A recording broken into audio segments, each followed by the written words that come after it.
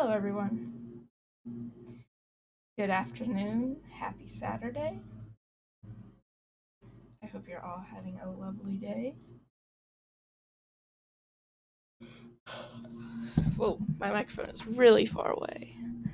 I apologize if there's lots of noise. The neighbor is mowing. Let me get this set up real quick.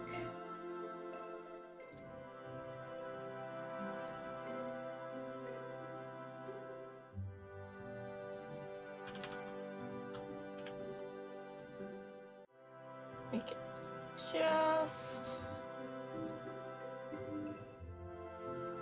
Okay. Yes, the game is loud right now.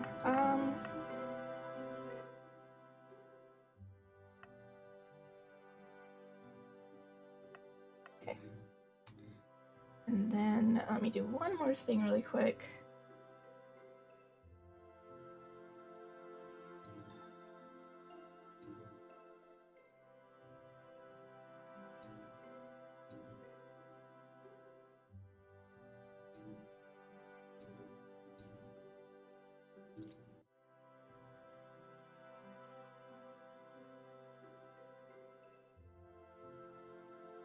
Okay.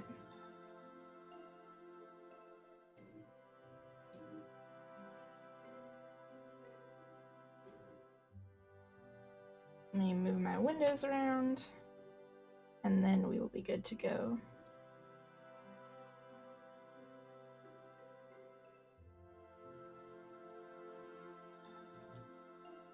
Okay. Let me know if volume sounds good, game compared to me. But otherwise, we are going to start Chapter 2 of Serre, and then we're going to head into Chapter 2 of Arcade Spirits. Or actually, we're going to finish up Serre today, because I don't think it's going to be very long. Let me get a sip of my coffee. I actually have hot coffee today, and if you've been around before, you know that I love iced coffee, but hot coffee usually I could pass up, but I know that hot drinks are better for your throat, and I'm going to be doing a lot of talking, so let me get a sip of that real quick.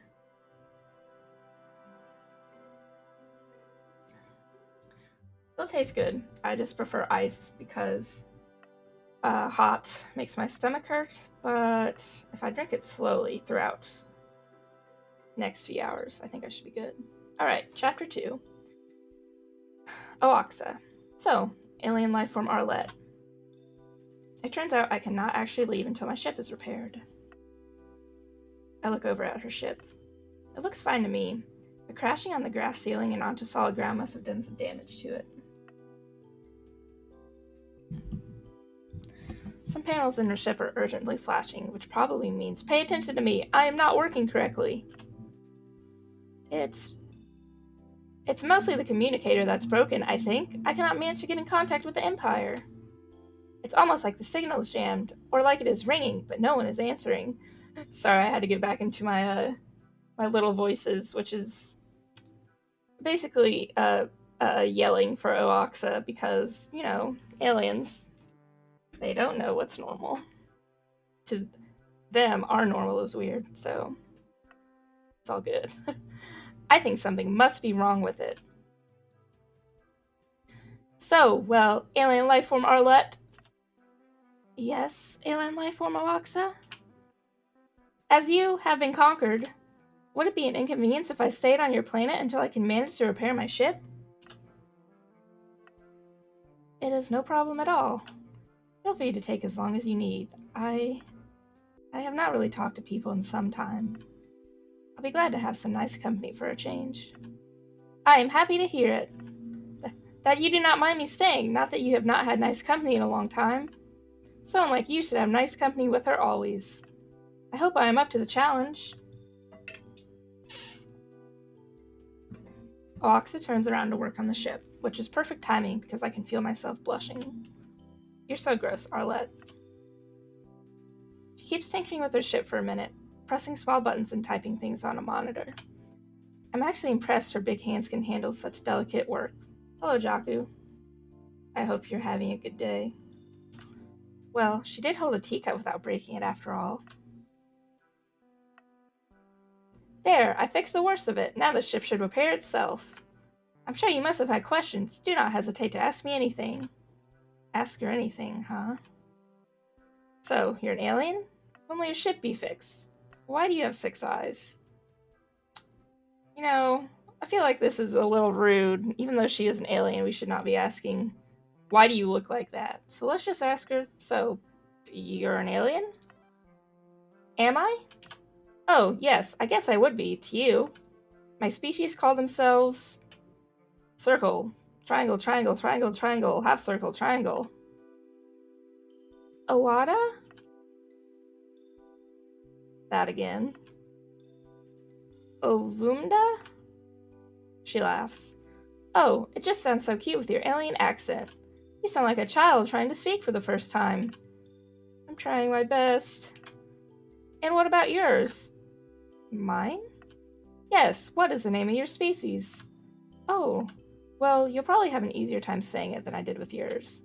Way less syllables, too. Ready to hear it? I am ready to hear it! Great, I'll pronounce it slowly just for you. My species name is...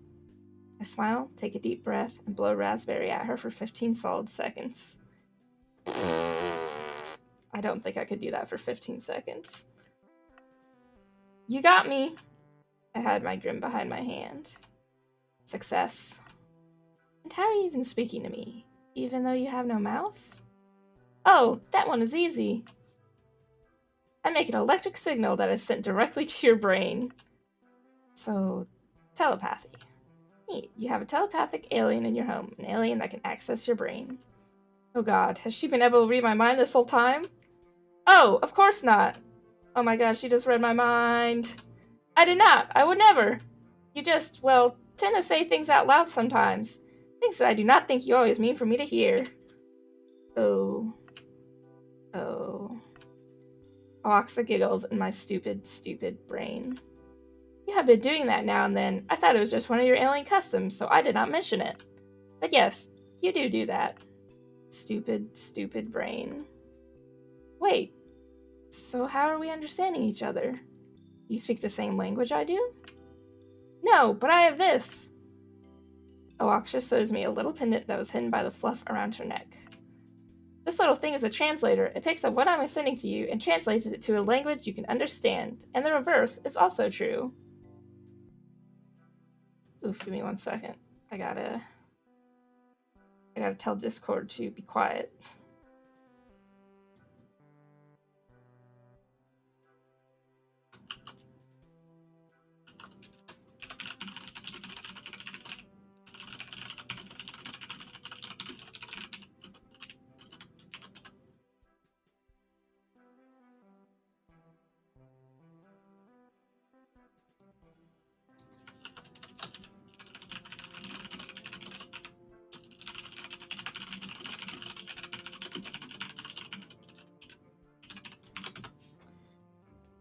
One last thing, I gotta turn streamer mode on.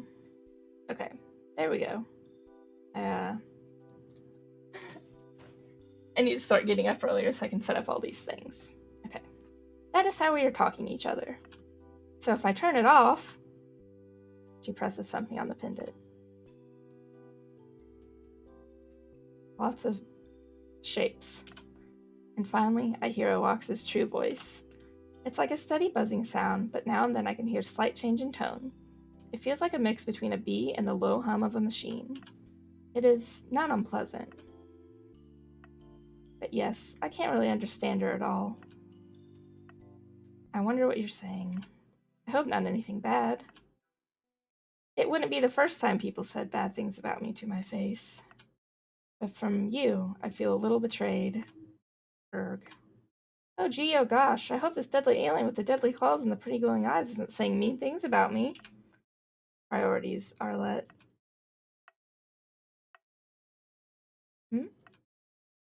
Alexa sighs and closes her eyes slowly. She looks like how I look after eating a delicious cake. She presses something on the pendant and it lights up again. I knew it! Your voice is as lovely as you are! What? Your voice through the translator is already wonderful, but hearing your true voice, it feels like a song, like the sound the sea makes at night. It is enchanting. I could listen to you talk forever. What? Alien life from Arlette. You look upset. Are you... Tactical retreat? Huh? I mean, I'm going. It has been a blast, but I have to retire for the day. I'm going to sleep. Good night. I will. See you tomorrow. Understood. I shall stay right here and try to fix my communicator and wait for your return. Until we meet again, alien life from Arlette. Yes! Until we meet again, alien life form Awaxa. Cute. Let me get a drink.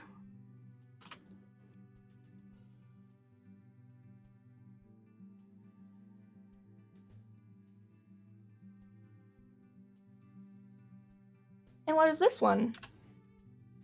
This has been going on for the entire day. When I woke up around noon, Awaxa had already been looking at the different flowers in my greenhouse. When she saw me coming in, she ran and pointed at my chamomile, saying, "This plant smells just like your tea." After explaining that yes, this is what tea is made of, she started pointing at various flowers and asking me about them.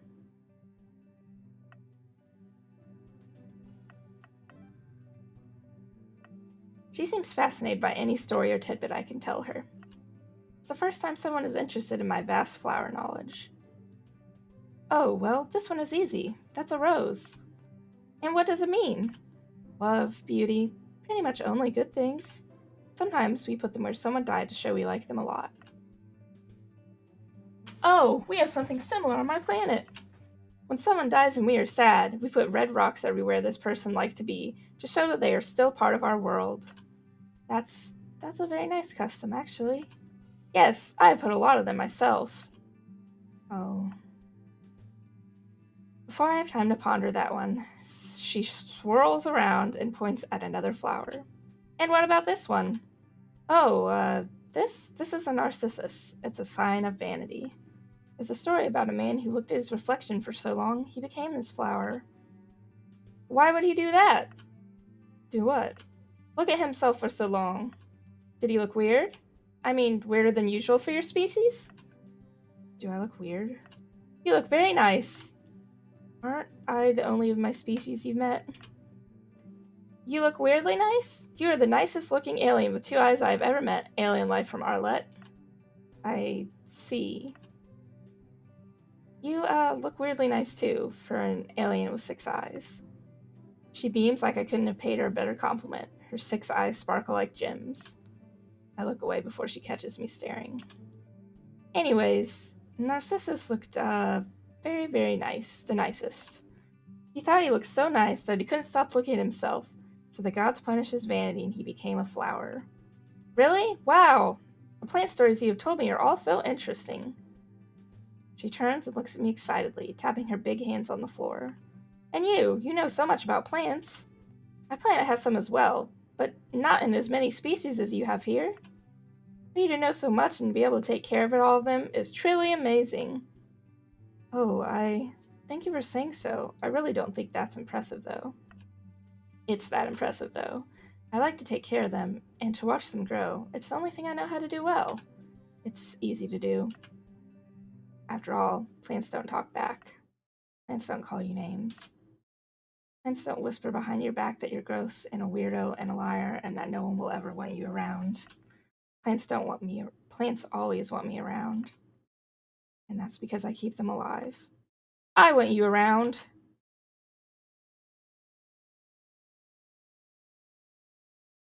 I sure hope I didn't say any of that out loud. Oh no, oh god, oh beans, I think I did. I want you around, Arlette.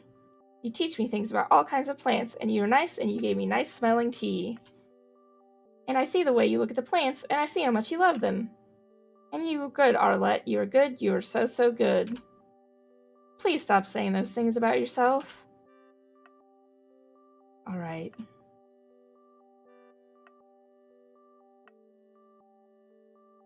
Kiss her, kiss her, kiss her on her non-existent mouth. We're going for it.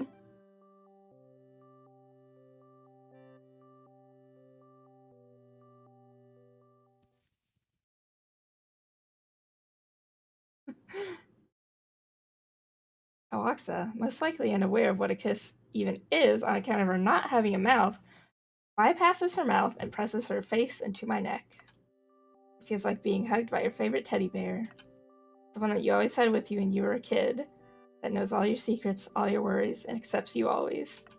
This is very nice, but I tap her arm gently. It feels like touching a warm, fuzzy stone. Oaxa, thank you, but you can let me go now. I'm okay. Oaxa doesn't let me go. In fact, she hugs me and presses me against her and starts nuzzling me. She feels so warm and so there. I wish I could enjoy being hugged by a nice lady, but her fur is tickling me and it is unbearable. I start laughing uncontrollably. Tickling, tickling, you're tickling me! I do not know what that means, but if an alien were for holding you tight, then yes, I am tickling you. Please feel free to hug me until you feel soothed and happy. Rest assured, I shall not let you go. You have my support. There it is. This is how I die. Not by being killed by a murderous alien, but by being hugged to death by one. I'm laughing so hard, I think I snorted a little. Scratch that, I snorted really loud. Hearing me laugh so heartily, Oaxa gasps and stands back suddenly, still holding me. Finally, Arlette! You laughed!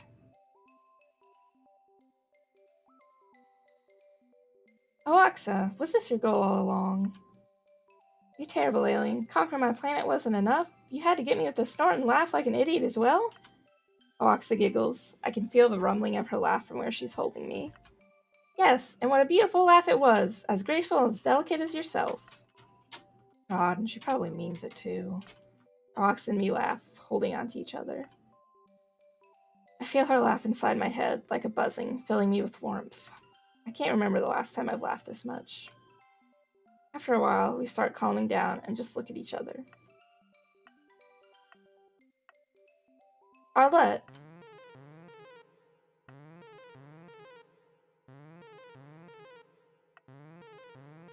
Oaxa's ship is ringing. It makes a strident, awful noise, the kind you wish you could ignore, but it would never let you. A communicator? I thought it was broken. I can feel Oaxa's arm shaking. Whoever it is, it must not be about something good. Who is calling her?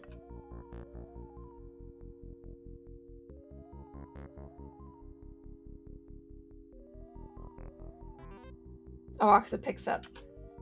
Grand Commander? The Grand Commander, Oaxa's mother? Why would she be calling? Oaxa's usual loud buzzing noise is now reduced to a hesitant whisper. She's too far for me to figure out what they're saying. I can't, but somehow I don't think the Grand Commander is calling to congratulate Oaxa. Wait, Grand Commander! It looks like the Grand Commander hung up abruptly.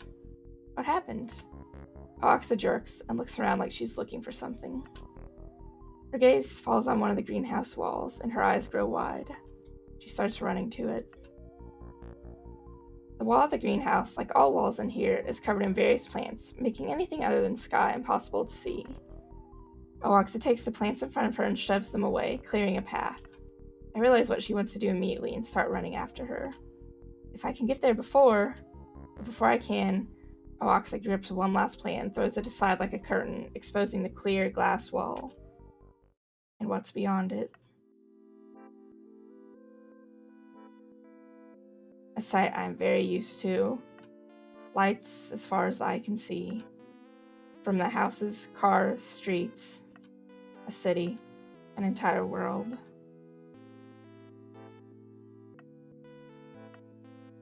I knew I couldn't hide it forever. The greenhouse is in the middle of the city, after all. It's actually quite impressive she didn't notice for this long. What? How? Arlette, did you build all this? No, you could not have. This is too grand a scale. Oh, Empire protect me. This is Earth, isn't it? Oh no. Mother has sent me on Earth to die. But this planet was supposed to be very small. What? Arlette, you lied to me? You said you were the only one on your planet. Oaxa. Oaxa sighs. I guess I should not be surprised. The Grand Commander always said humans were unpredictable and ruthless. They do not hesitate to destroy other lives for their own gain. It is not surprising you would. Humans? Ruthless? Yes, I know for a fact they are. But need I remind you that the one who brought you here was not a human, but a member of your own species? So, what, you think your species has the moral high ground here? Ah, yes, you're so noble. Coming here to conquer planets peacefully. A true hero. But your own mother's sitting here on a planet full of ruthless creatures. So you could get killed. She did it like it was nothing. You're so naive. I'm sure it was so easy for her. Oaxa, my dear daughter, second in line for the throne or whatever, go forth and finish this mission, and you shall be rewarded with my unconditional love. And so you went, all happy, ready to make your mother proud, and then got lied to by a terrible, disgusting human. What would she think? All I had to do was act all meek and soft and agree with you, and you came to your own conclusion. All this time, you thought your mother had sent you on an easy mission, unaware that you were sent here to die. Wow. Look at you. You're pathetic.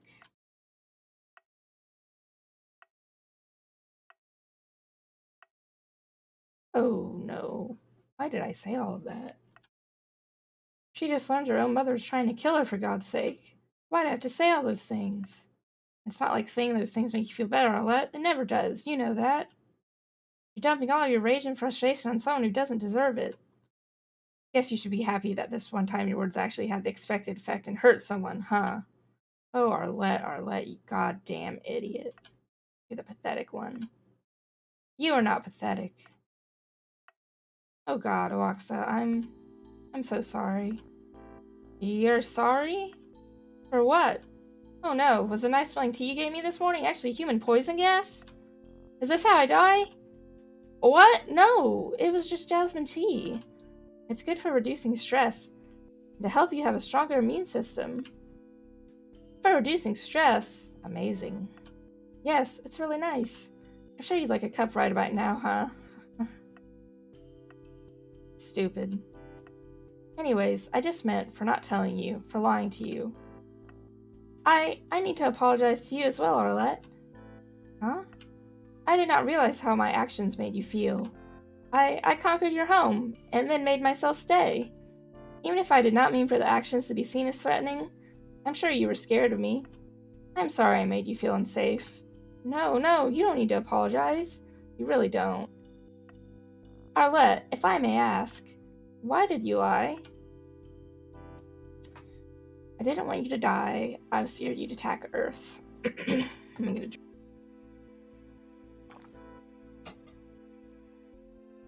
I didn't want you to die. Humans aren't nice. I know firsthand how terrible they are. I just thought if anyone else knew, you'd probably die. Even if you have a ship and weapons and sharp claws. And, well, you're not the only one who's betrayed by a member of their own species. Thank you. Don't thank me for this. I want to. You did not know me, and you were scared. But you still wanted me safe. It is admirable. Not really.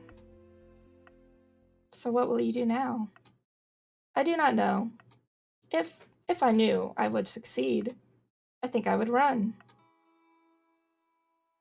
Run so far the Empire could never find me. Find a new planet to stay on? Yes. One with a little house and lots of sun.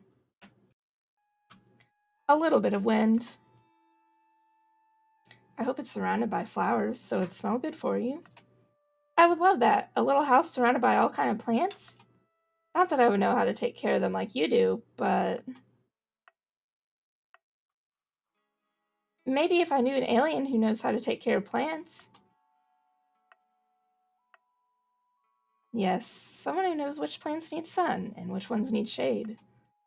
Someone who would be able to tell me which ones smell good and what they are all used for. And after we were done planting them all, we would have tea and of the ones we planted. Like chamomile tea? Or any tea at all. I found some plants in your greenhouse I also really like the smell of. Can you make mint tea? Yes, it can be made with a little bit of lemon. It just tastes delicious. Smells delicious too. So you'd have mint tea together? Yes. Sitting side by side outside our little house, our arms touching. Both of us holding little cups, steaming with hot tea. The wind would blow softly and it would bring the smell everywhere. We looked at the stars, trying to find patterns between them, forgetting about anyone else. And it would just be us, together. I can see it.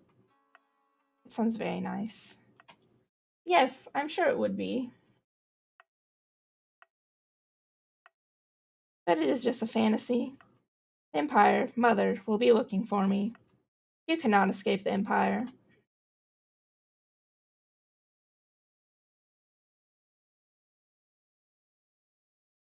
No matter what you do. I guess. If a dangerous, ruthless, scary human decided to come with you, you'd be fine, wouldn't you? Yes, I'm sure I would be. This is unbelievable. I'm deciding to elope to space with an alien I've only known for a few days. A dangerous alien with a ship and weapons and very sharp claws. But who also likes the smell of chamomile and mint, and who comforts me when my mind goes haywire, and who finds it cute when I snort while I laugh. I'm mean, and I'm pathetic, and taking care of plants is my only quality. But if Oaxa wants me to be with her, I'll be the most dangerous, nicest, best human I can be.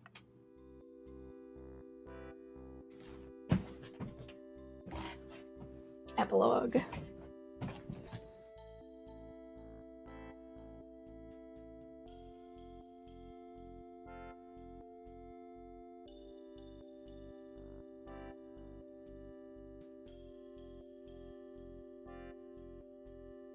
That was cute.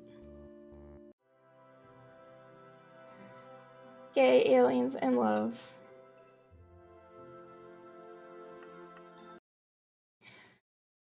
Okay, let me get this yawn out of the way.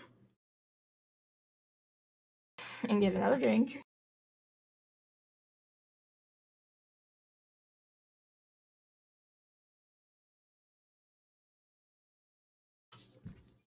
Okay. It is time for Arcade Spirits Chapter 2.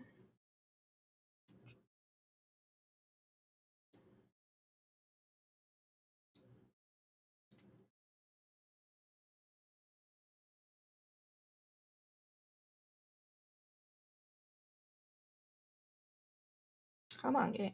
There you go.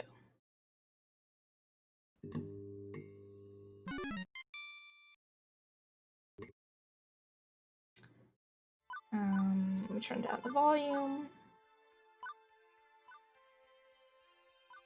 And then let me get the game set up on here. Game capture, not Serre. Now we are capturing Arcade Spirits.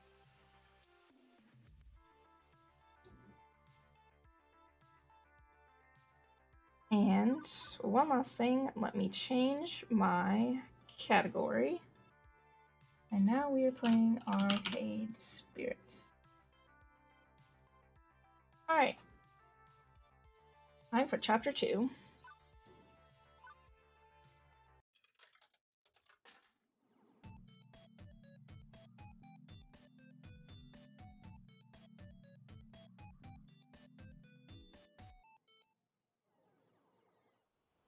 Level 2, Chasing Ghost.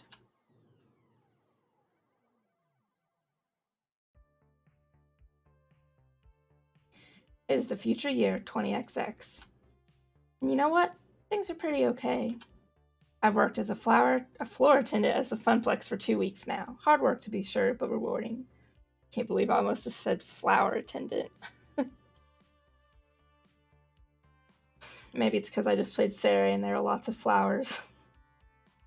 Hard work to be sure, but rewarding, in a spiritual sense at least.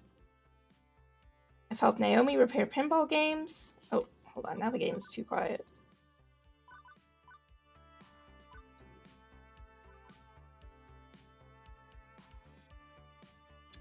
I've helped Naomi repair pinball games. I've had tea with Francine while she reminisced about the far-out 1960s. I've evacuated gamers when the kitchen accidentally caught on fire. I've had numerous kids picking up nachos on my clothes. I've scraped gum off any number of surfaces. I've chased out what turned to be entirely too many spiders out of a single skee-ball machine. Okay, look. I know I'm not painting this as a very rosy picture so far, but honestly, I'm happy. I'm happy even amidst the chaos and the grossness. I'm happy, and that's all that matters, right? Right, you're happy. This is the best I've seen you in ages, Outlaw. Before you'd come home all drained and exhausted. Now, well, you're still tired, but a good tired. My roommate Juniper. She'd taken to stopping by during her lunch break whenever she could to get away from her office cubicle long enough to do so. It's still hard work, don't get me wrong. But overall, it's good work. I just feel good. Totally good and stuff. Yes. Agreed. Super good. Double plus good. Iris, we talked about you listening in on my conversations. What did I tell you about that? To pretend I wasn't eavesdropping even when I am? Exactly. You know, I'd be more upset about my creepy privacy invading digital overmistress. But I have to admit that Iris really pulled through for me. Even if she also ordered a 3-month supply of pizza bagels on my behalf. Oh, really quick. I've had the Arcade Spirits pull up on my Twitch, and I'm gonna see who is currently in the lead. And if you happen to be watching and would like to vote under the stream and on my About Me page, there is a poll for. Oh, geez, sorry. I have switched that not to autoplay, but. Oh, geez, sorry. There is a poll that you can vote for whichever character you'd like me to romance, and currently, it's loading. We have Gavin with 4 votes, Queen Bee with 1 vote, Juniper with 1 vote, and Ashley with 1 vote, and then Naomi and Percy do not have any votes currently. Teo does not either, but I have already romanced him. I mean, I'd be willing to do it again, but I kind of want to see a new romance. Okay, back to the game. When you have pizza on a bagel. So, Juniper, how long do you have left on your break? Any time to squeeze in some pinball or something? I could spot you tokens. No can do. Our new assistant synergy manager arranged a team building exercise. I have to, move colored bits of paper around or something and then exchange high fives. Assistant synergy manager? That sounds like a very vague job. Nah, it's actually entry level. Good pay and right on track to middle management. Pretty cushy, if a bit dull.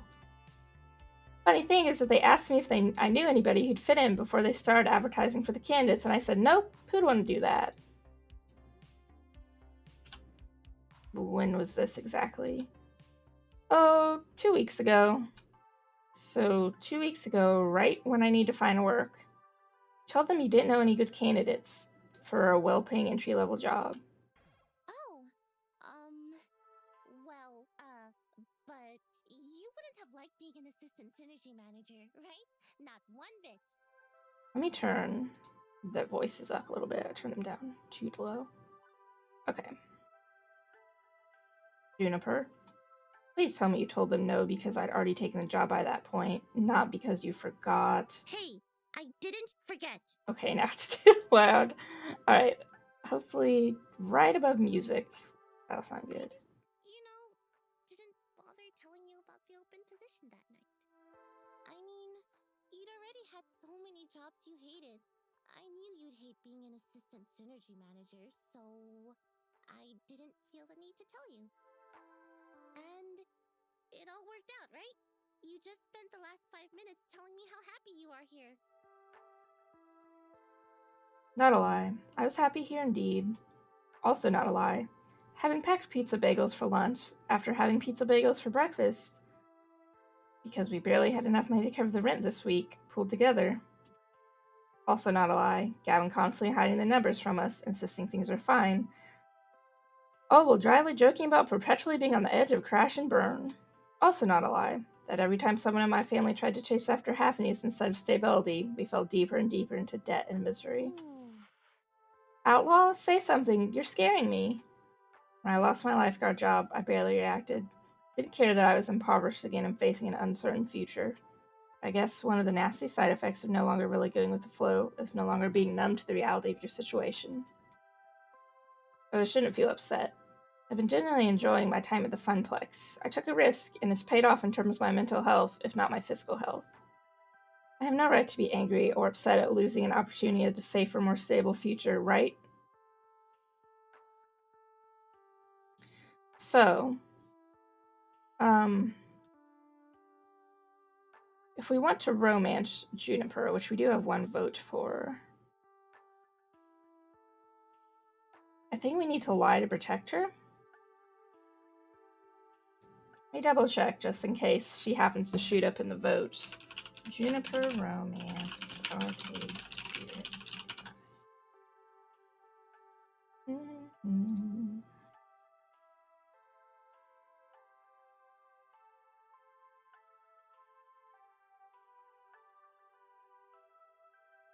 Okay.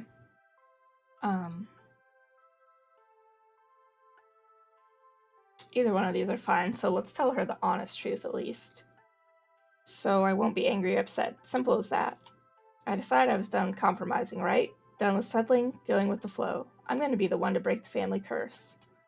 I chose this path of my own free will, even if I didn't have all the facts at the time.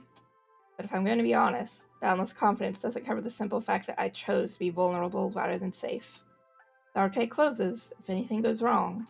Still, no need to dump all that on Juniper. It's okay, Juniper. You were right. I've hated that job, and things are great here. Oh, good. You were kind of freaking me out. Trust me, it's the right decision. You'd learn to loathe working at my office, like I do. I mean, sure, the pay is good, and you get solid health insurance, and paid vacation time, and they have a sweet coffee shop right in the lobby.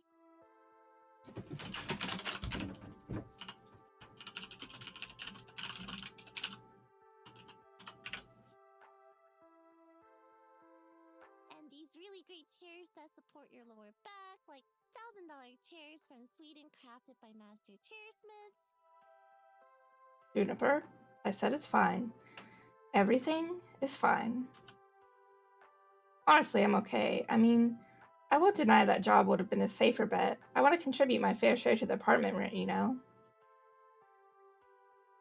But what's done is done. I'd rather look forward than back. Right.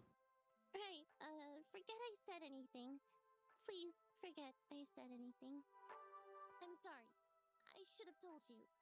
I shouldn't have held that back. But I still wouldn't have pushed you to take the job. It's totally horrible at my office. You'd have been miserable there, like me. Juniper, it's cool. You're right. I've hated it.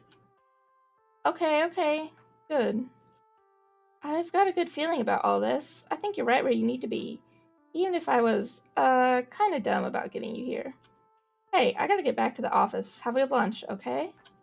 I can feel the distant rumble of a frozen box of pizza bagels, taunting me from the recently repaired employee break room. Yeah, okay. And you have a good rest of the hours of your day, yeah? You bet.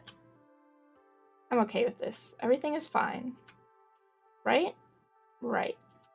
What I need right now is a distraction, and frozen pizza bagels are most certainly not it.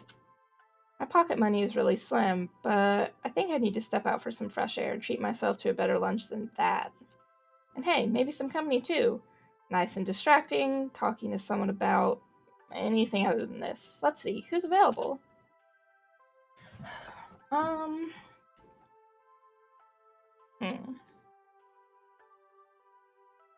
So we have Queen Bee and Ashley, who are young, who are currently uh in the poll. Let me see if the 8-ball feature is working. We'll pick who to go with that. Yes or no. Okay. The 8-ball is working. So I'm gonna ask the 8-ball in chat. Should we take Queen Bee out for lunch? And if we get yes, we'll take her. If no, we'll take Ashley. The 8-ball says 9, so we are gonna go with Ashley. It's not often that both floor attendants can go on break at the same time. I should take advantage of that and see if Ashley wants to grab some chow. On the plus side, I will not be lunching with Pinky the Funflux Flamingo. She's in her civvies today. Oh, hi! Hey, Outlaw! What's up? Kitchen on fire again? Not yet, and to avoid that happening again, I suggest having lunch somewhere else. You know, I was just about to suggest that. Both not burning down the kitchen and going out for a bite. Sounds great! Ashley's a well of infectious joy, and I could really use some of that right now, especially after this morning. Oh hey, I know where we could go. You haven't been to the whole store yet, have you? No, not yet. I've been existing off all these pizza bagels. I do love me some pizza bagels, especially the sausage ones. I wonder how they make all those tiny little sausages fit on those bite-sized morsels. Like, is it on a conveyor belt with lots of sharp blades? Chopping down at insane speeds? You wouldn't want to be caught under that, no way! Focus, Ashley. Full story? Oh yeah, it's an adorable little bookstore that also sells coffee and donuts. Get it? Whole story. Ah, sorry, my laugh was bad. Ashley's so cute. Not a fan of puns, I take it. Nevertheless, I got a hankering for some mini donuts. Let's go. Despite coming to this little strip mall for 2 weeks, I hadn't actually visited our neighbors. Mostly I did whatever needed doing. Took orders from Gavin, lent a hand to Ashley and Naomi, things like that. Whatever the job happened to call for. No more, no less. I couldn't say I'd been a part of any community outside the immediate circle of my coworkers, whereas the others visited Whole Story frequently. Ashley leads the way into a shop that smells strangely of dusty old books and sugary sweetness. I love this background. I'd like to eat here myself. I don't think I'd ever been in a little independent bookstore. Or a bookstore at all, for all that matter. It's 20XX. Who buys books in a brick-and-mortar store anymore? But despite the subdued atmosphere compared to the arcade, there are customers present and accounted for, sipping coffee, reading old tomes, and yes, munching donuts. Ashley secures a tiny table for both of us before directing me to the bar. Hang on. What the heck is up with this menu? It's organized by the Dewey Decimal System? I'll have the Judy Bloom. It's a bunch of mini donuts. And hey, my treat, okay? I mumble out a thanks, try not to make a big deal out of it. Cash is tight, and boutique cafe pastries wouldn't help my situation much. A pair of middle-aged guys wait to take my order. Hey, I'd like,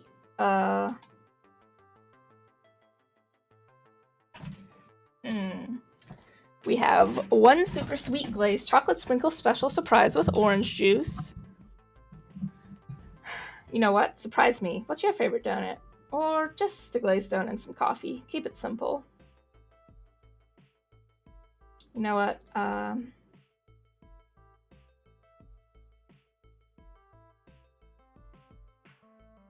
gonna ask the 8 ball again just for fun. So we'll say, should we get the ultra sweet treat? Ultra sweet, that's hard to say fast. The 8 ball says for sure. So we are gonna get one super sweet glazed chocolate sprinkle special surprise with orange juice. I'll have the shell silver sign. Sorry. One chocolate with sprinkles and juice coming up. The second fellow puts together my order and also drops a small book of extremely silly poetry on the tray with it. Oh, a literally literary lunch. With alliteration, apparently. Say, you work at the Funplex, don't you? Right, we've seen you walk past our doors every morning and evening. Like clockwork, tick-tock. Right, sorry. I should have introduced myself. Floritan to Outlaw Princess at your service. I'm your inside person for tokens and tickets. Oh, we are lousy at video games. Totally lousy. But Francine's just a peach, isn't she? Sweetest dame you'll ever meet. Regardless, welcome to The Whole Story. I'm Ben. I'm Matt. I love these two, by the way. No relation to the actors. Although they're cuties, and so are we. Oh, stop. Stop being cute? Never. Apparently the sugar is available in forms other than round and holy. Anyway, don't let us stop you from having fun on your little date. Wouldn't dream of it. It's not a date. Just friends, then? Friendly friends on a play date? Maybe the real date was the friends we made along the way. I'd say the real friends were the friends we made along the way. What if the way was also the real friends who were the real friends we made along the way? Okay, now you're just being silly. And how?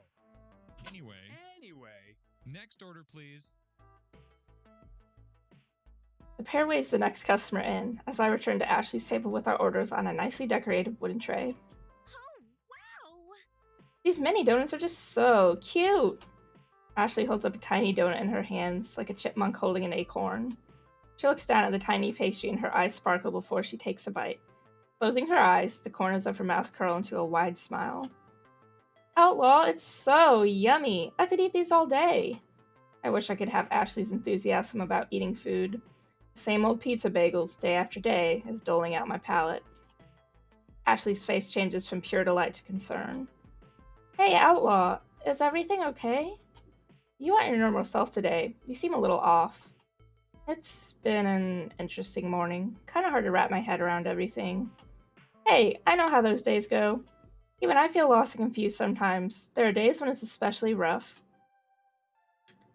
So we have you, seriously, Little Miss Sunshine? You feel the same way, huh? Or let her keep talking. I think we should go with the second option. It's good to try to relate to other people around you. So, you feel the same way. You too, huh? Me too, huh? I guess it happens to the best of us. I know it seems totally unlike me, but honestly, deep down I'm scared. I feel like I don't really know who I am. Every time I look at myself in the mirror, I don't know who this person is who is staring back at me. I mean, in my heart of hearts, I know I am Ashley Wolf, but that's all. What makes up Ashley Wolf? Who am I? Who am I really?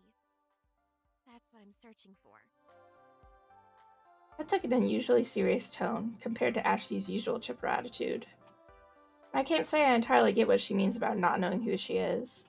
Well, no, I kinda get it, considering I don't know what I want from life. But what you want and who you are often linked ideas, right?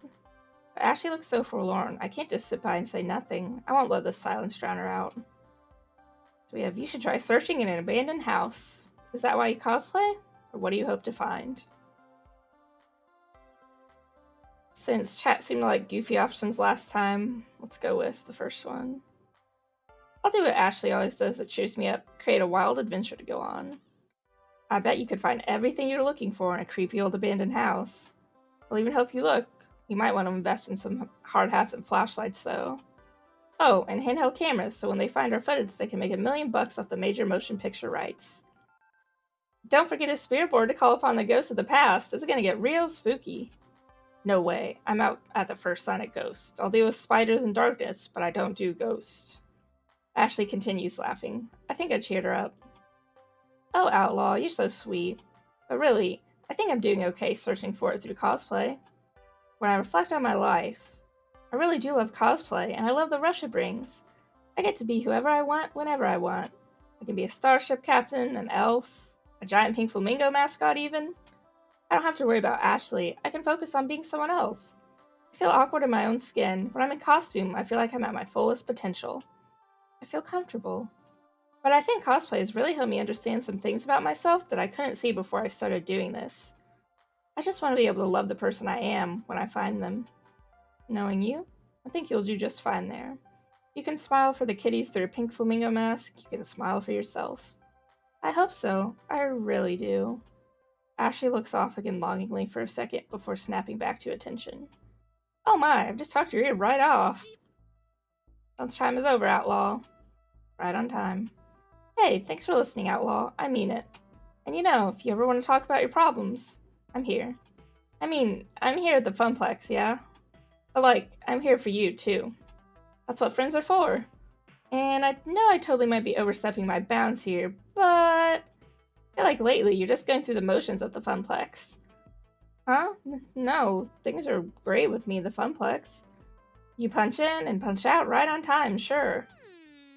But from what I've seen, Outlaw, you have so much potential.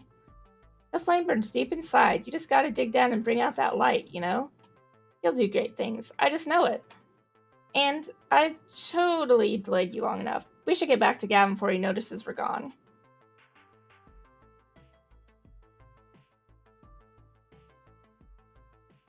Time for the afternoon shift. That's usually when things heat up after the quiet mornings. More kids coming in after school, more pro gamers rolling with crews. And real quick, let's check how our stats are doing. So we're even on all the love interests right now, except for Ashley, who's at the top, which is fine. Well, obviously, we'll have more chances throughout this chapter to talk to different characters and get our bars up. And right now, we're goofy, we're a little sturdy, we're pretty kind, and actually sturdy and gutsy are about tied, and then basic is at the bottom, which is fine. Oh. And just in case, let me save real quick. And then we are back to the game. I'm headed back to my desk, ready to take care of what needs taken care of when I'm intercepted en route. Outlaw, Ashley, you're both back. Good. I was hoping to catch you before we left. Ooh, what's up? Homs is up. Okay. Ashley, I'll bring the van around shortly. Outlaw, you'll be flying solo today. Hang on, what's happening exactly? Who's Hamza? Hamza's a game finder and auctioneer, and gives next to no notice of when a new block of games will be going under the gavel, so we need to move. Ashley, Naomi, Francine, and I will be going to his auction for the rest of the afternoon while you run the funplex. My first instinct is to nod and go along with it. Gavin's the law around these parts. But Ashley's words are still dangling away in my mind. Doing what needs doing is great and all, but maybe I need to step up a bit more. Plus, the idea of being trapped in here during our heavy hours with no support was hardly appealing. So we've got, hey, what gives? I want in on this too, let me tag along. You trusting the funplex to new me? I might burn it down. How about Ashley and I swap places, and I come with you?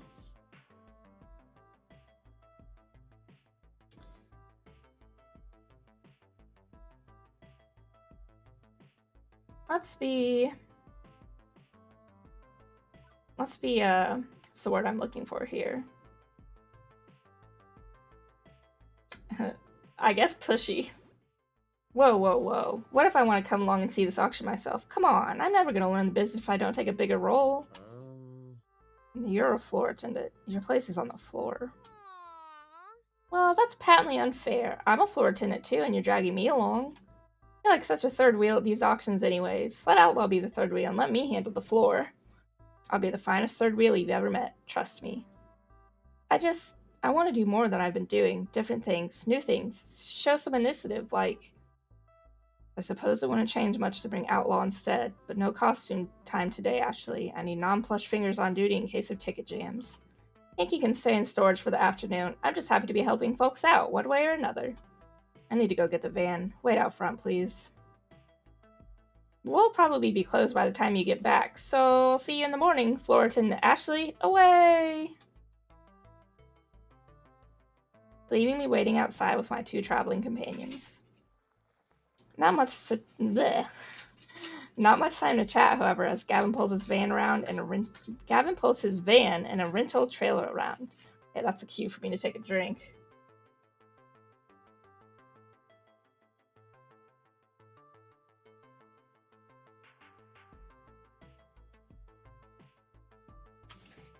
I did just wake up, so I'm getting a little bit tongue-tied, but hopefully, as I drink my coffee and wake up. Oh, and I've got a kitty having the zoomies right now, so if you hear weird noises, it's just her. Oh my, how exciting. I rarely go on adventures these days. It's just a quick trip, ma'am. Any trip is an adventure if you make one. Make it one, shall we? The four of us pile in, and it's off to the highway.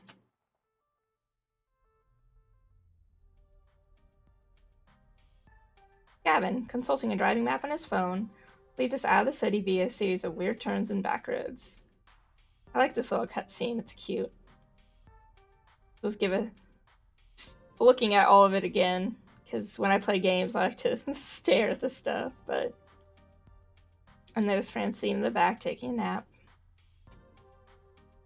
Trust me, this will save time in the long run. Where's Hamza set up this time? On site at some abandoned estate just outside town. It's about to be torn down, but they found a trove of arcade games in the basement. So exciting! I love arcade raids. Arcade auctions. Raids. Auctions. You guys got an arcade English dictionary I could borrow? Francine, without looking up from her knitting, answers. A raid is when a bunch of collectors get together and rescue games before they can be judged by their original owner. An auction is when someone sells off their arcade games one at a time to a crowd of active bidders. So, which is this? A raid or an auction? It's both, dearie. Hamza, that sweet boy, buys up private collections before they can be thrown away. He rescues them from that terrible fate and then auctions off his finds. Sort of.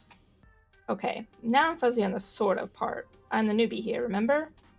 Well, okay, so Hamza obviously auctions off games for cash money, but he's a very whimsical kind of guy. Once I saw him trade off a vintage burger time in exchange for someone's super secret chili recipe, passed down through generations of the family. In other words, he's just on the edge of being a loon.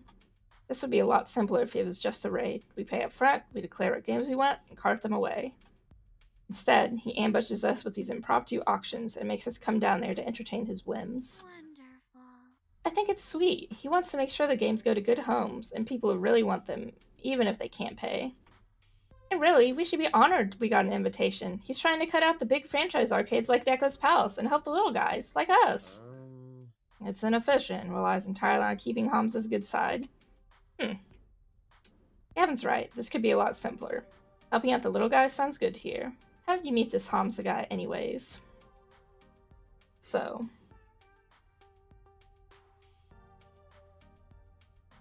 I like all the options here. But, having played this before, I know we're about to get a lot of chances to get some points up with Gavin or Ashley, so we're gonna actually ask about how do you meet Hamza? So, he invites a select handpicked group to his auctions. How do you end up with that select handpicked group? That would be my doing, dearie. He likes to visit the local arcades whenever he's in town, and as I got to know everybody who walks in our doors, I approached him. I suppose we achieved a certain rapport, considering we've had 3 invitations so far. Got some rather lovely games too, including Moopy. We need to temper our expectations a little bit, I suspect. I think not. We don't have room to add any more games, especially relics like Hamza usually deals in. Well, what about the offset storage unit? We can just rotate games in and out more often? Nearly full to bursting, and not cheap for us to rent on a monthly basis.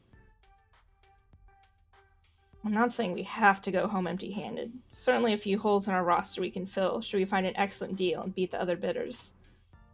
But consider this, above anything else, a way to maintain our relations with Hamza, even if we don't end up bidding. Now, Naomi. Gavin knows the numbers. I'm in favor of making our little funplex more and more fun, but floor space is finite. And, Gavin, remember, if we find some darling little thing Naomi would lavish adoration on, we can always retire an older game. Life, my young friends, is a series of trade-offs. Well, isn't it better to, not just settle and compromise all the time? Well, now, there are trade-offs, and there are trade-offs. It's silly to say that you should never compromise, as silly as it is to say you should always compromise. It's what you compromise that defines who you are. You're all so young yet. You've time to make mistakes in learning what trade you need to make. Unless you don't make rent on your apartment, or your stomach's growling. Iris and Juniper have pushed me to stop settling for less out of life, to stand up for myself and my happiness. And I've done just that without regret, so everything should be fine now, right? Right? New default topic diversion. The weather. Well, at least it's a nice day for an outing, right? Oh, come on. Wonderful. Glad I packed plastic bags to wrap cabinets with, and just in case. That's our Gavin, always thinking ahead. Trying to protect your investments, huh? From Hamza's invitation, it seems this arcade was largely abandoned and left to rot. I'd rather not add water damage to the ailments the games are already suffering. It's so sad when we come across a wonderful game that's just ruined beyond repair. Most collectors show their collections a lot of love, but others just don't care. You find old games in barns exposed to the elements and falling apart? I suppose I suppose this is the one thing we can easily agree on. It's important to take care of your games. For the resale value, you mean? A broken game's no fun to play with, and it's a shame to see a classic in terrible condition. Consider pinball. Pinball games are very prone to breakdowns, particularly older ones. To experience them in their glory, you need to show them care. Even beyond a busted game, earning no quarters, it feels like a waste to allow an enjoyable game to lie fallow, a waste of true potential. Huh, good point. Glad to see these two getting along better, even if Naomi kept preemptively attacking him along the way there. With the rain pounding down the van roof, conversations get a bit difficult. Gradually, everybody resumes fiddling about with their phones, knitting, or driving. I'd hope. Okay, I was gonna say. I'd hope Gavin was on his phone, but he's busy driving. Oh, leaving me to wonder, exactly where is this auction or raid happening anyway? We've been driving for some time, leaving the city far behind. What would a massive trove of arcade games be doing this far out into the sticks? Maybe it's some closed-down roller rink, or an old bowling alley, or maybe it's a creepy old house that's likely haunted by exactly 87,194 ghosts. Ah, the classic Princess Luck and Play, so majestically awful. Gavin pulls up alongside any number of other vans and trucks. We're here a little late, it seems. Good grief, is this really the auction site? Creepy. Definitely creepy. At least an 8 on the creepometer. An old home has character, I feel. Let's not judge it by the exterior, shall we? With all speed, the group hurries inside to get away from the weather. A large group has already gathered in the foyer of the crumbling estate, but one rushes forward to greet us in a blur as the others pay little mind. I really like this background as well, but the rocks just falling in the left corner. I don't think this is a safe auction site, Hamza, but you know what? You do you, I guess. Greetings, friends. And here's Hamza. He's a very cute character and very entertaining. Hamza welcomes our friends from the Funplex. Welcome, welcome. Also, check out that eyeliner game. It's on point. Gavin, stalwart as ever.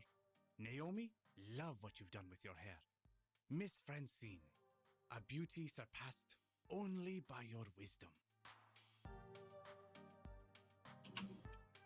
Oh, fresh. And a new player, it seems. Who might you be?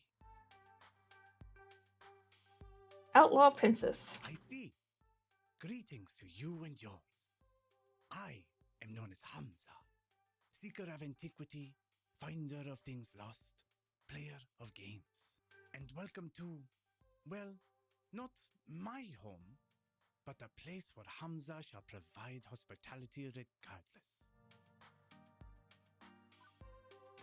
Kind of a dump, isn't it? Seeker of Antiquity? 1980X is antique. Thank you for a gracious invitation. Let's ask, 1980X is antique? Because, you know, lots of us feel when we think of years that, years in the past, we're like, there's no way that's 10 years old now. And then, inevitably, it is. I was unaware Reagan-era amusement machines were antiques on par with the Turret and Shroud. You have fire indeed, but rest assured, many a holy grail may lurk in the arcade below. You may even find your own relic of holy nature by Eve's End. Alas, I've not a moment to enjoy your fine company, Outlaw Princess. Perhaps later, but for now, it is time. Clapping twice for attention, Hamza rallies the small crowd in the room to begin the proceedings. Friends, companions, longtime allies of the noble art of the arcade, welcome. Welcome to Donnawood.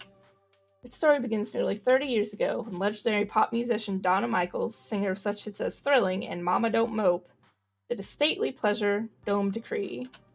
Here, the reclusive idol crafted a private amusement park, a petting zoo, and an arcade.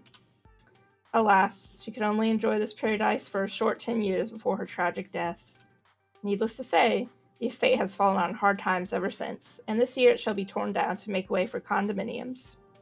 But not before we have our say. Friends, those games that Donna Michaels cherished still lurk one floor below, ready to be rescued from such a terrible fate. It is our moral imperative to do so. I have paid the estate owners a princely sum for the entire lot. Now, Hamza parcels them out to you. By all means, browse the collection. See which pieces sing out to you. On the far table, you shall find refreshments, grapes, sparkling wine, and delicacies from my travels. Mingle, cavort, and we shall begin the auction in 1 hour's time. Indeed, a lavishly arranged table that probably costs more than any single arcade game to put together is descended upon by the invitees soon after. I feel like I'm attending some ancient Roman celebration of debauchery and gluttony, not an arcade raid, or an arcade auction, or whatever.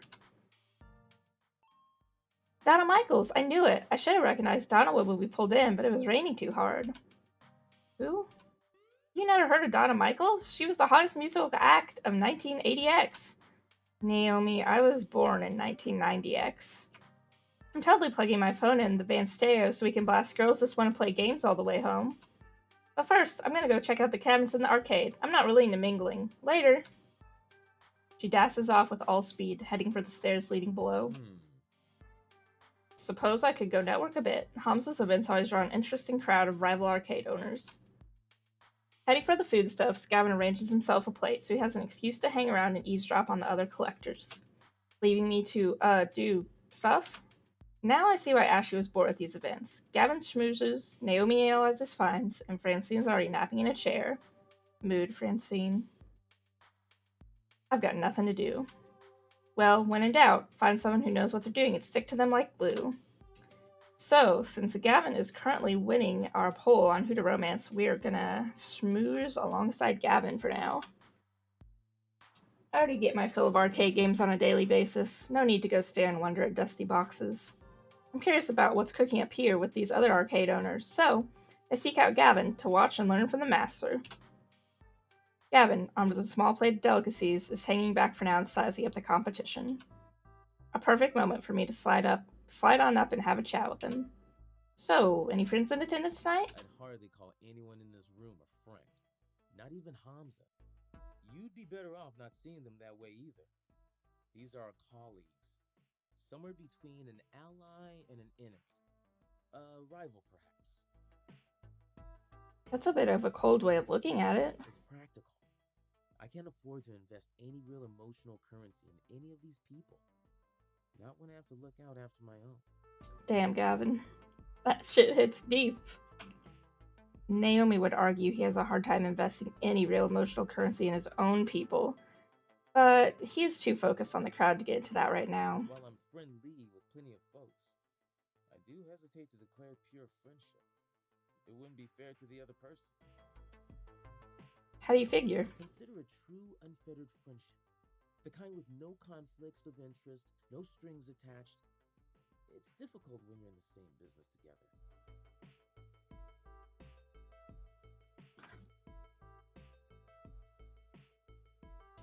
Sorry, I had to cough. As harsh as this sounds, I agree a little bit with Gavin here, but mostly just for business friendships are totally different from, your one-of-the-mill everyday friendships. Yeah, let me turn my mic down. I keep giving it up to the red. If I'm friends with another arcade owner, I'm liable to make bad business decisions that help out my friend, and vice versa. I wouldn't want to burden them with that. But this, I don't necessarily agree with him here because you don't have to make these bad decisions. If it's a true friend, they're gonna understand that business is business. But on the other hand, like he's saying, if someone thinks they're your friend and you do something that affects them negatively, it'll be hard to maintain that friendship. So overall, I do agree with Gavin a little bit here. Either I hurt my business and my fellow employees, which would be disastrous, or they hurt theirs to better support me and mine. It's messy. Mm-hmm. Better to be friendly than friends for all involved. Okay. What about workplace romances within a work unit, not with a rival? It has to be us eventually, didn't it? What? Player characters? You don't like friends to lovers? Enemies to lovers? Well, that's a little different. Within a group, we're trying to strengthen each other, and the group as a whole, so there's less of a conflict of interest. We all get pulled in the same direction. It can still be messy, however. It's important to avoid conflict of interest. Reasonable adults with strong awareness can sort through that mess, I would hope. Right, okay, good to know. For reasons. Now, let's size up our rivals of the auction ahead. I do recognize a few. That's the owner of Pixel Palooza on the other side of town. He looks skeevy. He's amiable and willing to make trades, but will happily take advantage of someone who doesn't know the true value of the game they're trading. Oh, they're cute. She's a private collector with a basement full of retro cabinets. She's perfectly willing to overpay to get the game she seeks, meaning she'll probably snap up some of the best deals from Hamza, should Hamza allow it. She's... can't say I've ever seen her at one of these events before. Might be worth figuring out who she represents. Often arcades of collectors will send a proxy in their stead. As for him, he looks familiar, but I can't quite place the face. The face is handsome Squidward. That's two people wearing sunglasses at night, the epitome of cool. Doubtful. Yes, well, that sport coat over t-shirt looks someone negates that. True, though. I could swear I've seen him before, though. Gavin suddenly snaps a photo of the man in the jacket before loading up. Wait a second. Facial recognition module. Current camera roll. Latest picture. As you like, Mr. Cooper. He catches me staring in confusion.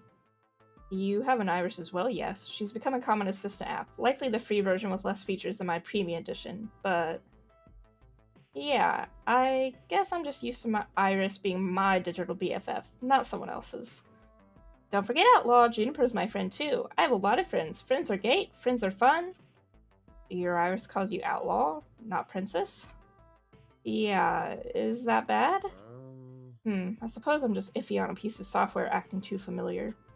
Anyway, judging from who's present and accounted for, I have a sincere doubt we'll be able to win any new games. Two of them have deep pockets, the other two are unknowns. Naomi will be disappointed, undoubtedly, but that's probably for the best. That girl has a tendency to let flights of fancy overrule common sense.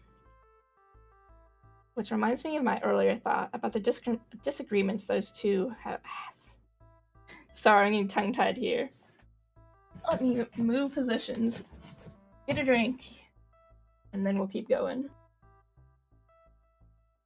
Let me put on some chapstick, too. Okay, deep breath, ready to go. Which reminds me of my earlier thought about the disagreements those two had and continue to have. I don't know why that sentence was so hard to read. I know we've got rivals to deal with, but maybe it's high time to ask about that. Letting it go again and again gets old, you know? Just gonna come right out and say it. What's up with the rivalry between you two anyways? Didn't Francine say you had to stop sacrificing the dreams of others just to keep the arcade open? Have you two always had trouble cooperating like this? I think this first answer is going to be blunt. But we're going to ask, because we're tired of not knowing what's going on here. Permission to speak freely, sir? Please. Oh, why are you two constantly at each other's throats? It's dumb and makes for an uncomfortable working environment. You worked together at the arcade for a few years, right? Surely you could have reached, I don't know, a ceasefire by this point. Nonsense. You talk as if I'm some manner of warlord. And you value blunt honesty, right? I'm just being bluntly honest. I'm being blunt and honest simultaneously. Ooh, that actually got us a Gavin point.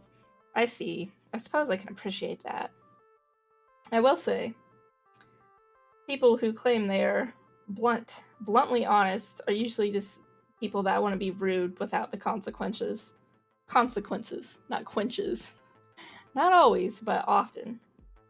In this case, I think our MC was alright asking that since they knew that Gavin would Wouldn't be too hurt by the harshness of it. I would argue that we have established common ground between us, the arcade itself. I am well aware that I can be cold or distant, that my desire to protect Naomi's dream sometimes leads me to think I need to protect that dream from itself. Believe me, if we had the resources, I'd be happy to buy Naomi all the aging cat-hoed ray tubes and joysticks she desires. Rather disappointing. I don't enjoy trying to bring her down to the hard reality we live in. I don't enjoy the hard reality we live in, for that matter. But the Funplex is very low tier as arcades go. Even some of the private collectors have larger, more impressive arcades than we do. So, until the day our fortunes turn skyward, I'm afraid I'll still need to play the villain for Naomi's sake. I care too much for her to do otherwise. Apologies. Better she hate me for what must be done, than hate me for letting it all fall apart. I can't say I want to be hated, but needs be when the devil drives. Until I can have filet mignon for lunch every day instead of pizza bagels, until my spiritually satisfying job becomes a fiscally satisfying one.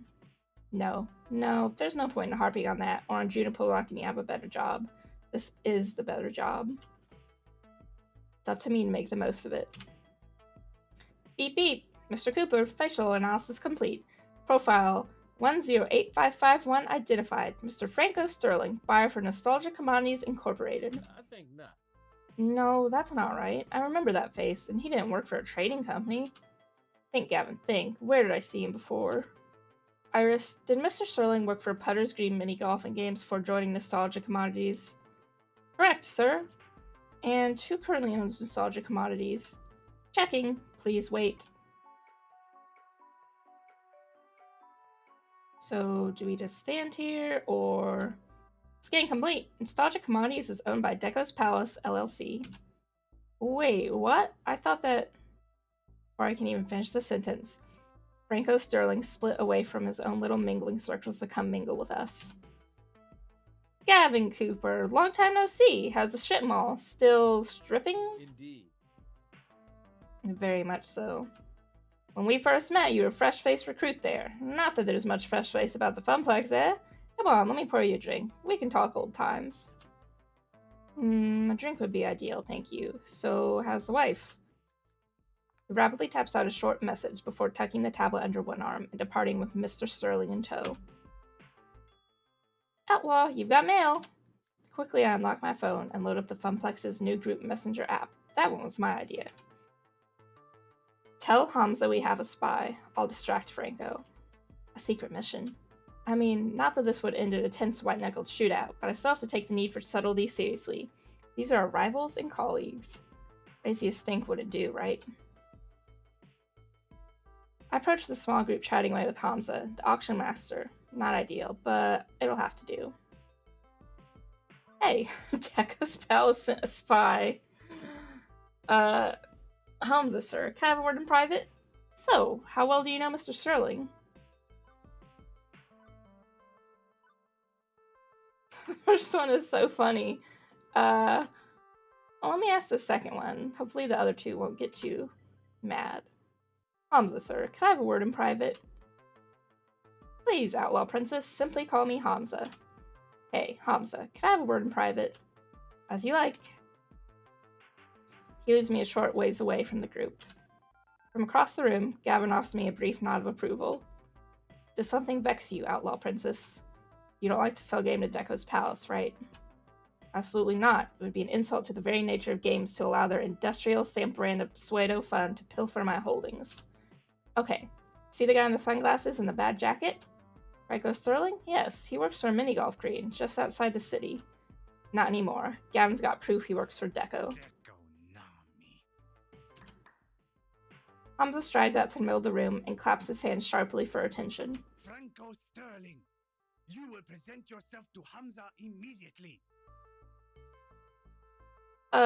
Something wrong, Hamza?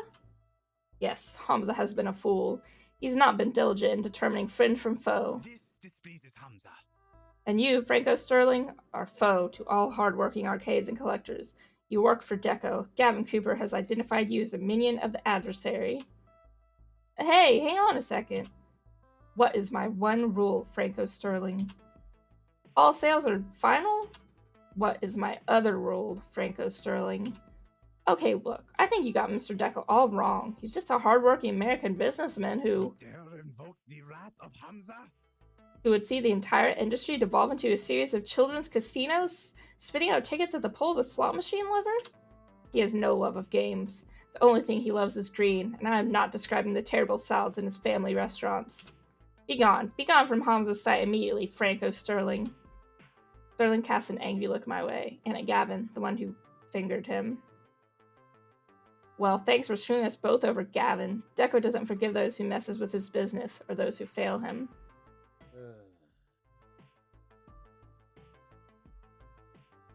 You could have left my name out of this, Hamza. And why? The others should know you've worked in their interest. None of us wish to see the monopolist tycoon consume the entire arcade industry. Konami shall find no succor in the halls of Hamza. Gavin Cooper, Outlaw Princess, Hamza considers you his friends. Thank you for purging my gala of that foul influence. Funny, considering Gavin specifically said he didn't consider Hamza a friend. I guess that doesn't work both ways, as Hamza offers both of us a warm smile of gratitude. At which point Naomi comes running up the stairs, along with several others who are busy scouting out the games below. What's going on? I heard shouting.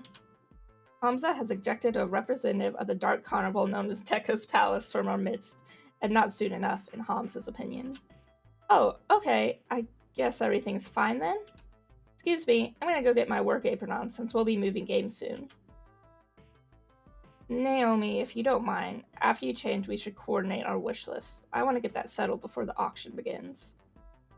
No, don't leave me alone with the Bacallian Orgy Master. Excellent. Now, let us resume the social amusements and jocularities. Outlaw Princess, we will speak, yes? Hamza leads me off away from the chattering crowd, presumably not to eat me, or yell at me, or anything like that. I make it a point to get to know all who attend my gatherings. Clearly, I have been remiss, as I allowed one who works with the hated Dekonami to enter. Hamza would like to know you better, my friend. Not that Hamza assumes you to be a spy, of course. It is simply a matter of what is proper and right. I'm just a floor attendant for the Funplex. Not much else to say. Come now. Surely there's more to you than that. Share with Hamza. Consider me an impartial third party. Surely there are matters that occupy your mind which would be inappropriate to air to your business partners?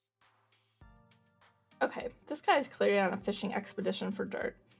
Considering the high court of arcade royalty I'm supping with, maybe it's best not to give him anything. But I also don't want to make relations difficult for the Funplex if this guy is really a leading supplier of cheap arcade games.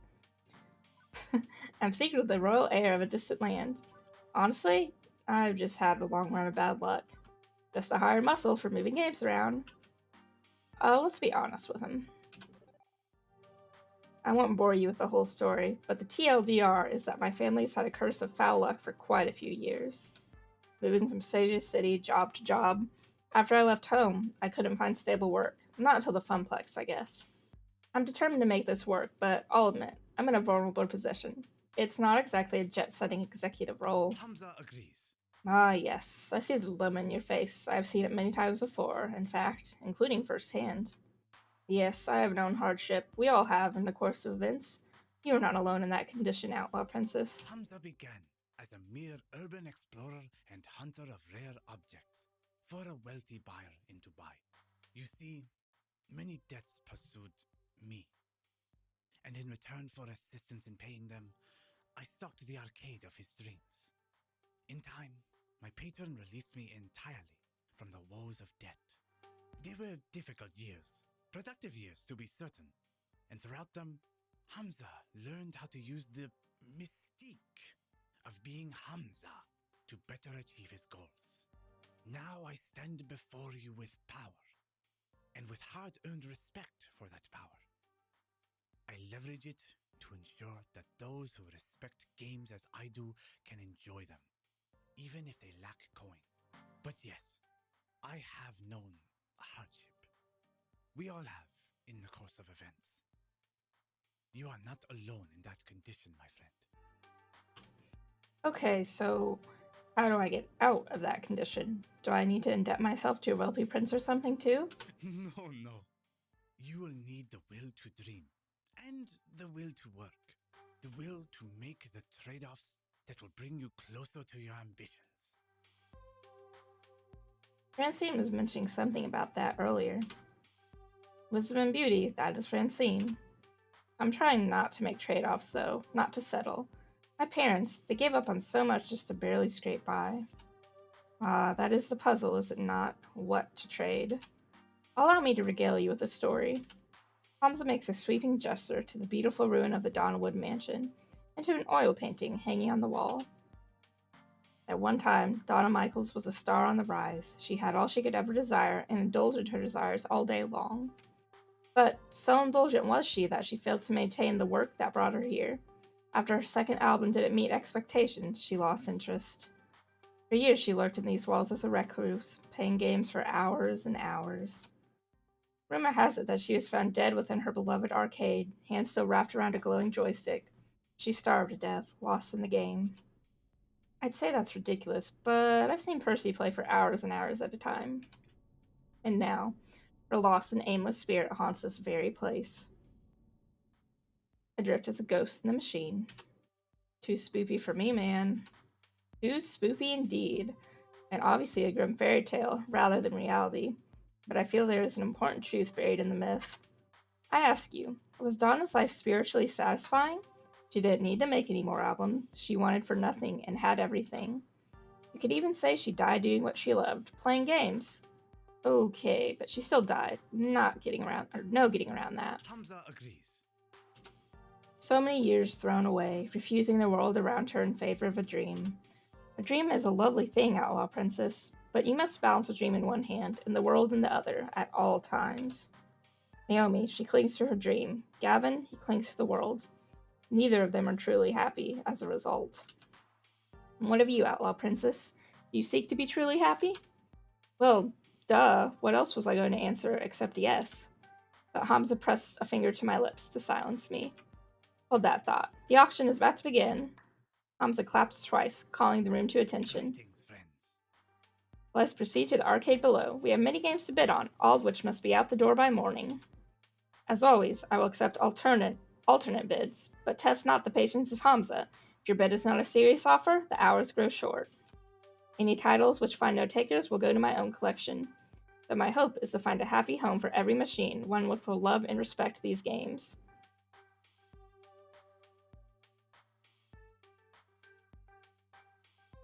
Emotions for me in particular to follow as the group files downstairs.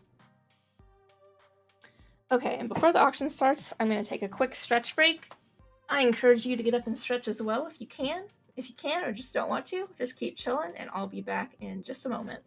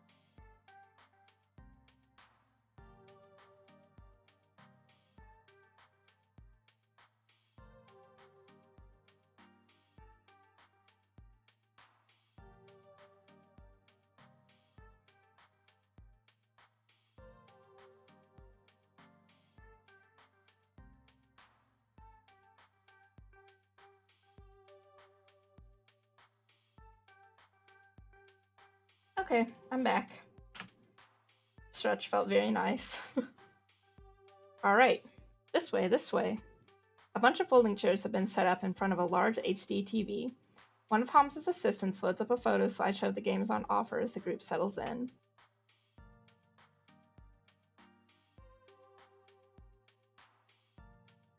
Of course, as soon as I get back, I have a huge yawn. Hey, shouldn't Francine be here for this? It's technically her money. She trusts the two of us to make the right decisions on purchasing games.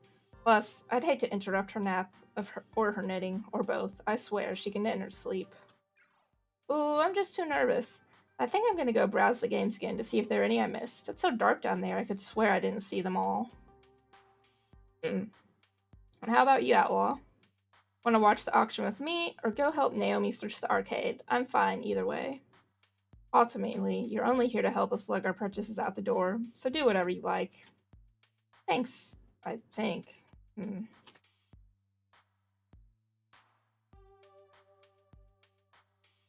Oh yeah, another big yawn. Again, we're gonna go with Gavin.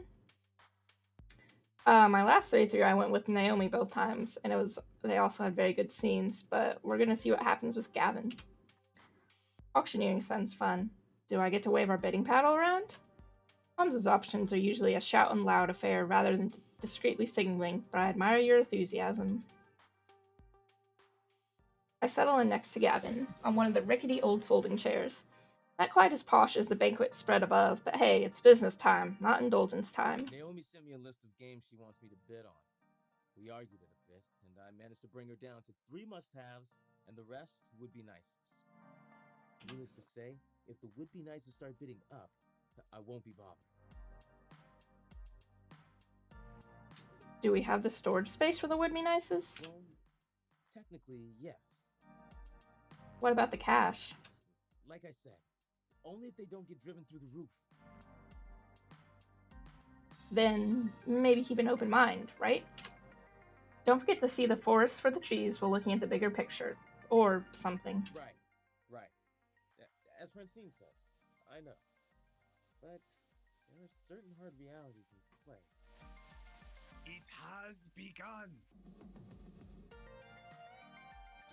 I half expect mid-90s techno to start blasting as his slideshow begins. But nope, just pretty photos of old games. Behold. Look at these beautiful games. They could all be yours, all yours. But before we dive in, I'd like a moment of recognition for Donna Michaels, whose spirit inhabits these halls. We who are about to rescue her games do so out of respect for her and her passions. May her soul be at peace with her beloved arcade in good hands. I thought he didn't believe in that tall tale. Or is he just being theatrical because that is the way of Hamza? Now then, shall we commence the auction, friends? I settle in and wait for Gavin to take an interest in the games on bid. Our next item up for bid. Oh boy, I recognize this. It's a joust, just like the one I moved out to the floor 2 weeks ago.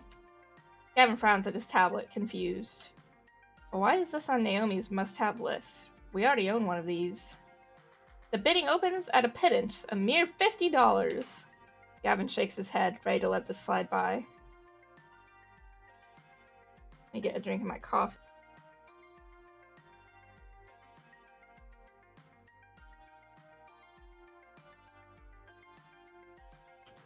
Two units side by side would make a good tournament. She might want it for replacement parts, or skipping this one lets us be riskier later, right? Let's go with something a little logical. Oh, that's actually gutsy. Hang on, it's a popular enough game, right? It's not a dog, but it's hardly a top earner. Maybe she's thinking we should run a tournament with them. 2 players going head-to-head, competing for score. I usually avoid hosting events like that at the arcade. More trouble than they're worth. Doubtful.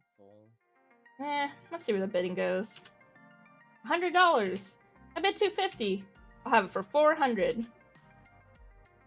$1,000 to complete my midway collection. Nope. Not worth it. Before I can object, it's over. Sold.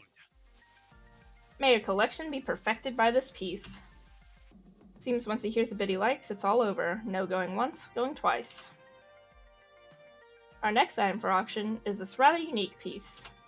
And egads, is that one ugly football game.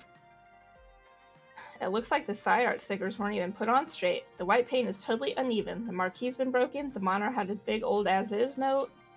The joysticks are 4 different clashing colors. And do I hear $50? $40? Wait. I nudge Gavin, whispering. Put a bid on it. Party? Why? It's positively grotesque. I recognize the shape and the joystick colors. That's not really a football game. It's Teenage Mutant Ninja Turtles. Aha, it's a cheaply done conversion. No doubt some fool thought he'd get more profits off a sports game and lazily chopped it up. Need restoration work, granted, but... Slowly, he stands up. I suppose I'd be willing to take it for $40. Maybe we can salvage the monitor. Good, good. All games deserve a home, even the ugly ducklings. Are there any other bids? No? Not a one? Very well. Sold to Gavin Cooper of the Funplex. Thank you. After Gavin sits down, I could swear I spotted Hamza wink at me. Does he know we just conned him? And is he okay with that? Of course he is. You know, Outlaw, you're more knowledgeable about old arcade games than I thought you'd be. Well, my parents took me to arcades all the time back when I was a kid. I had a few favorites like T, Qbert, and those were the good times. Better times. Very well.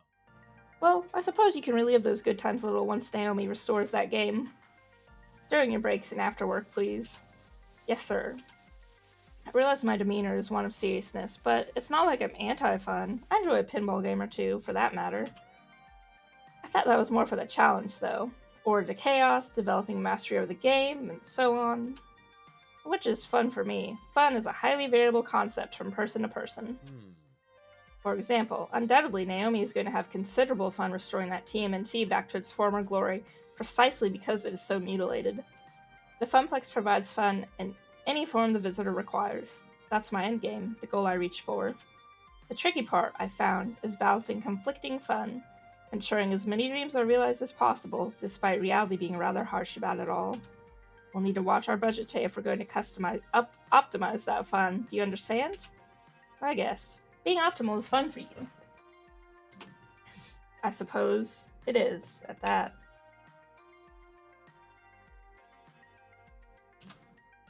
Revel in the splendor. Next, a rare find indeed.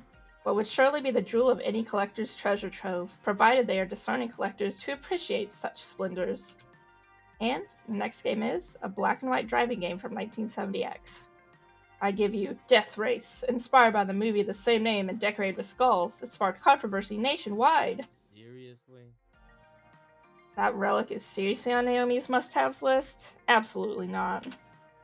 Not only is it an ancient artifact of a bygone age, I'd rather not have any angry parents mad that little Timmy ran over people in a video game.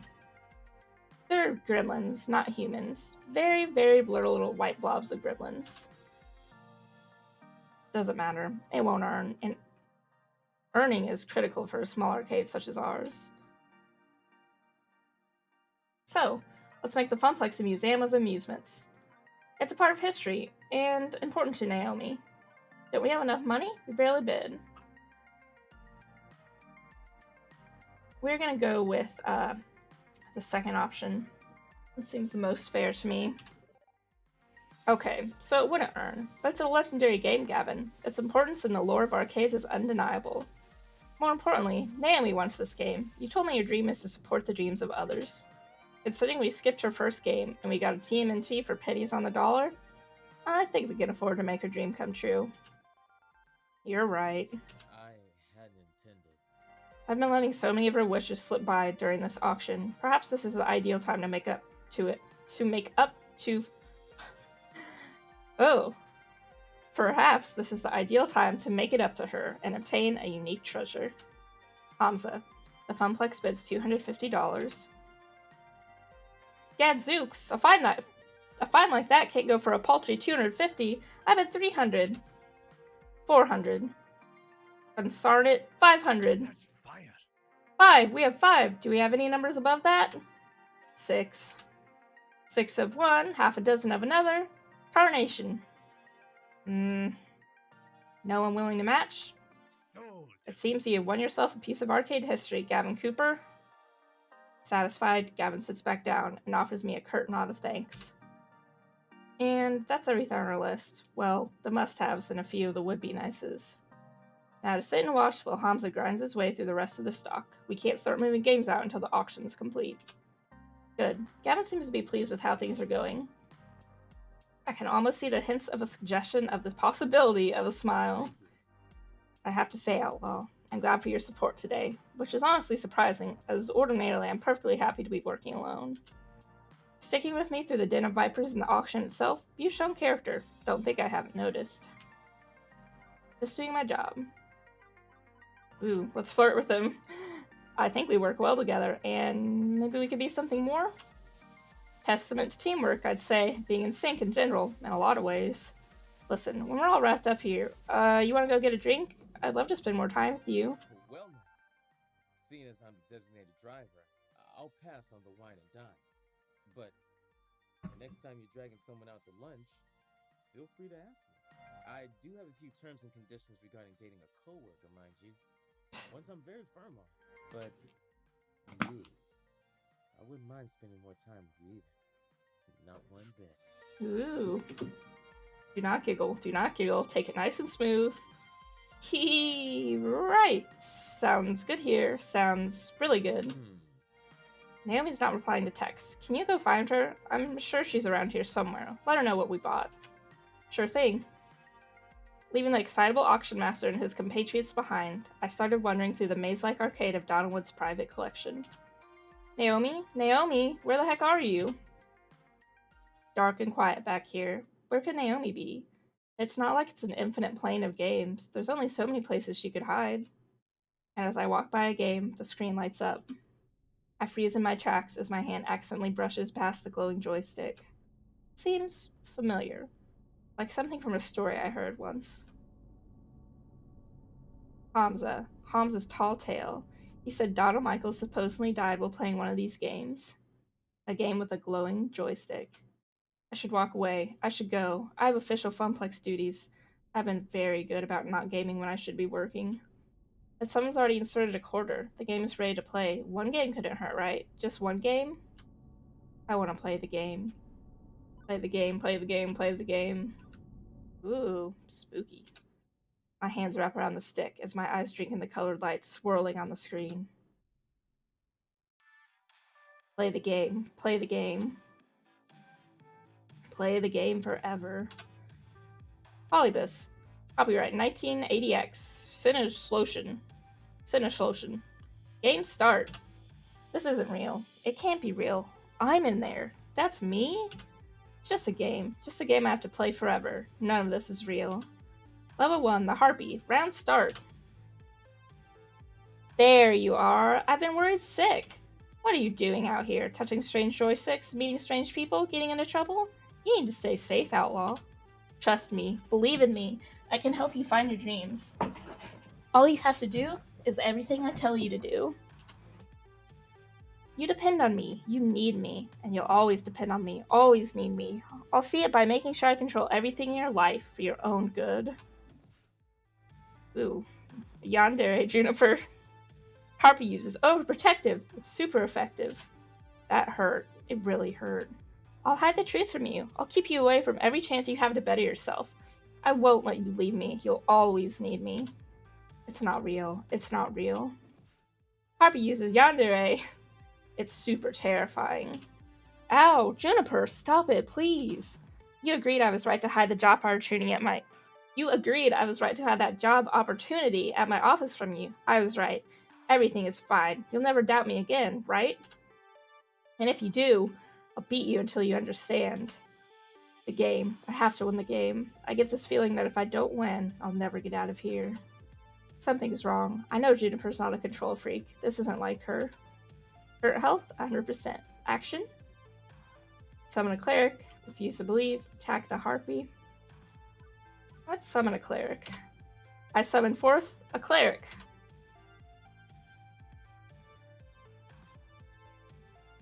What foolishness is this? Simple, rational thinking clearly shows that your roommate isn't some scheming, conniving dominatrix. I reject these lies and substitute the truth.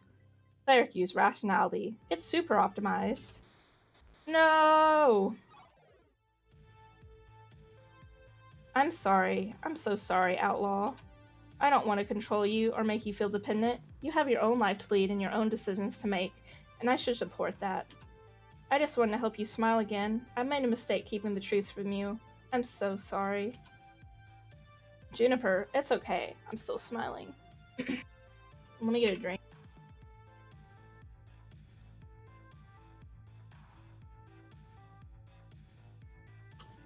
Okay.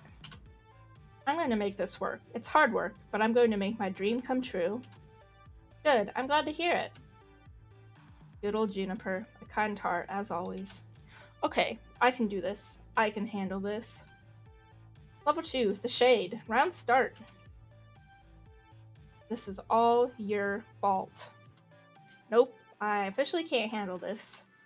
The pizza bagels, the debt, the rent payments, all of it piling up, mounting up, because you are a failure and will always be a failure. The family curse, the tears and the sorrow, moving from town to town, barely getting by, selling for what you can get. That's who you are, forever. It's never going to change. The arcade job, it'll collapse. It's already not enough to turn back the tide.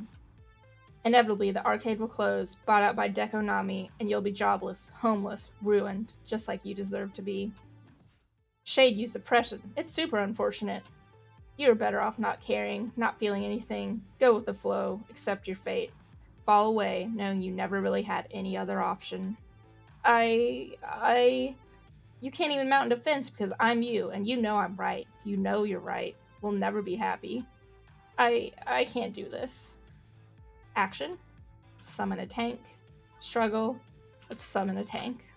I can't do this. Not by myself. I won't be ashamed to ask for help. I summon a guardian. Wow, that's a lousy story. Let me try telling a new one. A depressed person walks into an arcade looking for direction in life. There, they find an eternal optimist in a flamingo costume. Together, they beat the evil monster in their heart and lived happily ever after. Canned laughter, freeze frame, roll credits. Guardian uses dream. It's super aspirational. But you deserve... That doesn't have to be me. I can decide who I want to be. And with everyone standing behind me, I know that if I should fall, someone will catch me. Prepare for final boss. Good, I'm ready, and I'm definitely ready to get out of here. Level 3, the Lost Soul. Round start. I don't get it. Not one bit. Are you Donna Michaels? Girls just want to play video games. I just wanted to be happy. I made a place where I could be happy forever, walked inside, then locked the door and threw away the key. I got what I wanted. I was happy. I didn't struggle. I didn't try. I didn't do anything more than I had to. Just like you. Like me. I'm not a billionaire pop princess. Neither was I. Nobody liked my second album. I wasn't meant to be a star, so I gave up. I was okay taking the money and running. You could do the same. Maintain. Eat the pizza bagels. Do everything that's asked of you. Let Juniper continue to float the rent. You're in a good place. You could stay here. You could let go. Play games forever. Be happy. No ambition. No hope. No need. You'll be fine. You'll be safe. Go with the flow. Go with the flow. Ever since my little lunch date, something's been bugging me. Maybe now I know what that is. Why did I ask to replace Ashley on this trip? I didn't have to. They didn't ask me to. Why did I do it? Because this isn't enough. Being an arcade floor attendant isn't enough. Living hand to mouth isn't enough. Good. Quit your job. Quit and become like me. Lose yourself in the games. Oh, I'm not quitting. That's not what I meant at all. I want to fight. Action? No, I'm not fighting her. That's not what I meant either. I can make the arcade thrive, I'll thrive. I will turn the Funplex into a palace of fun. My friends have supported me, I'll support them. I had no real ambition before, but I'm ready to step up. There has to be more to this, right? Right? I think we are gonna go with the fourth option here. Floor attendant outlaw? No. I'm done being at the bottom rung of the career ladder. I don't need to leave the arcade to be a success. What I need is for the arcade to be a success. The arcade could be so much more. I could lead the way, go above and beyond just doing what I'm told. I could champion the cause of the Funplex. That's my dream, and I want to end the family curse to find both success and happiness. And when the Funplex is finally the roaring success it deserves to be, with God as my witness, I shall never eat a pizza bagel again. The glitchy shade just looks at me with confusion. That sounds hard. Yeah, it kind of does, doesn't it? It's a hard path, but that's how it's going to be. No, I don't think so. I think you need to stay here with me. You need to play games forever. That's just so much easier, isn't it? To just let go? I can make you see. I can keep you here, drag you down, tear you apart. I eye my health ball nervously. It's still full, but that could change. I don't think Polybus is happy that I'm not giving in. I can't risk a fight with Donna. I need to get out of here, prioritize my survival. Or do I want to try and save Donna too? We have to rescue Donna, definitely. This is risky as hell, but nobody deserves to be trapped inside a video game forever.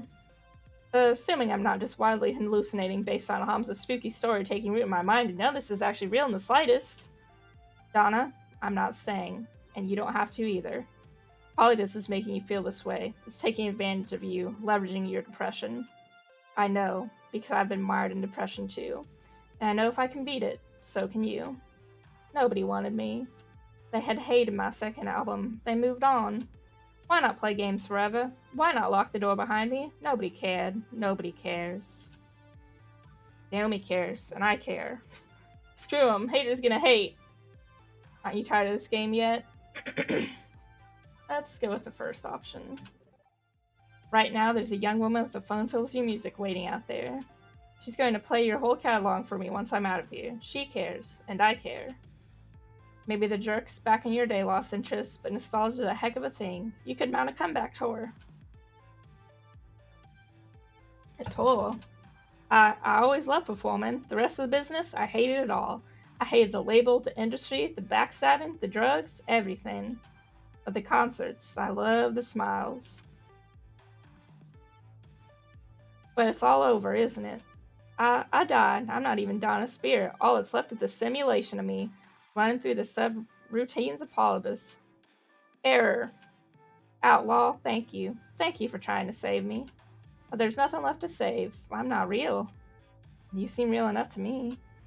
Error. No escape. Purpose. Code. Execute. You need to go before Polybus completes its data collection of you and disposes of the original, like it did to me. I'll hold back and your BFF will do the rest. My what? Digital BFF to the rescue! I finally figured out how to break you out of this, but my apologies in advance. Hang on, do I smell something burning? No escape. Erase Donna. Replace with new player. Erase. She's fading, but smiling all the same. It's okay, I'm ready. Go out there and fight for your dreams, Outlaw. Don't give up no matter what. I saved her as best I could. At least she escaped in her own way. Also, something smells like bacon and I'm in a lot of pain. As my consciousness snaps back, my hand releases the joystick immediately. Also, my pants are on fire.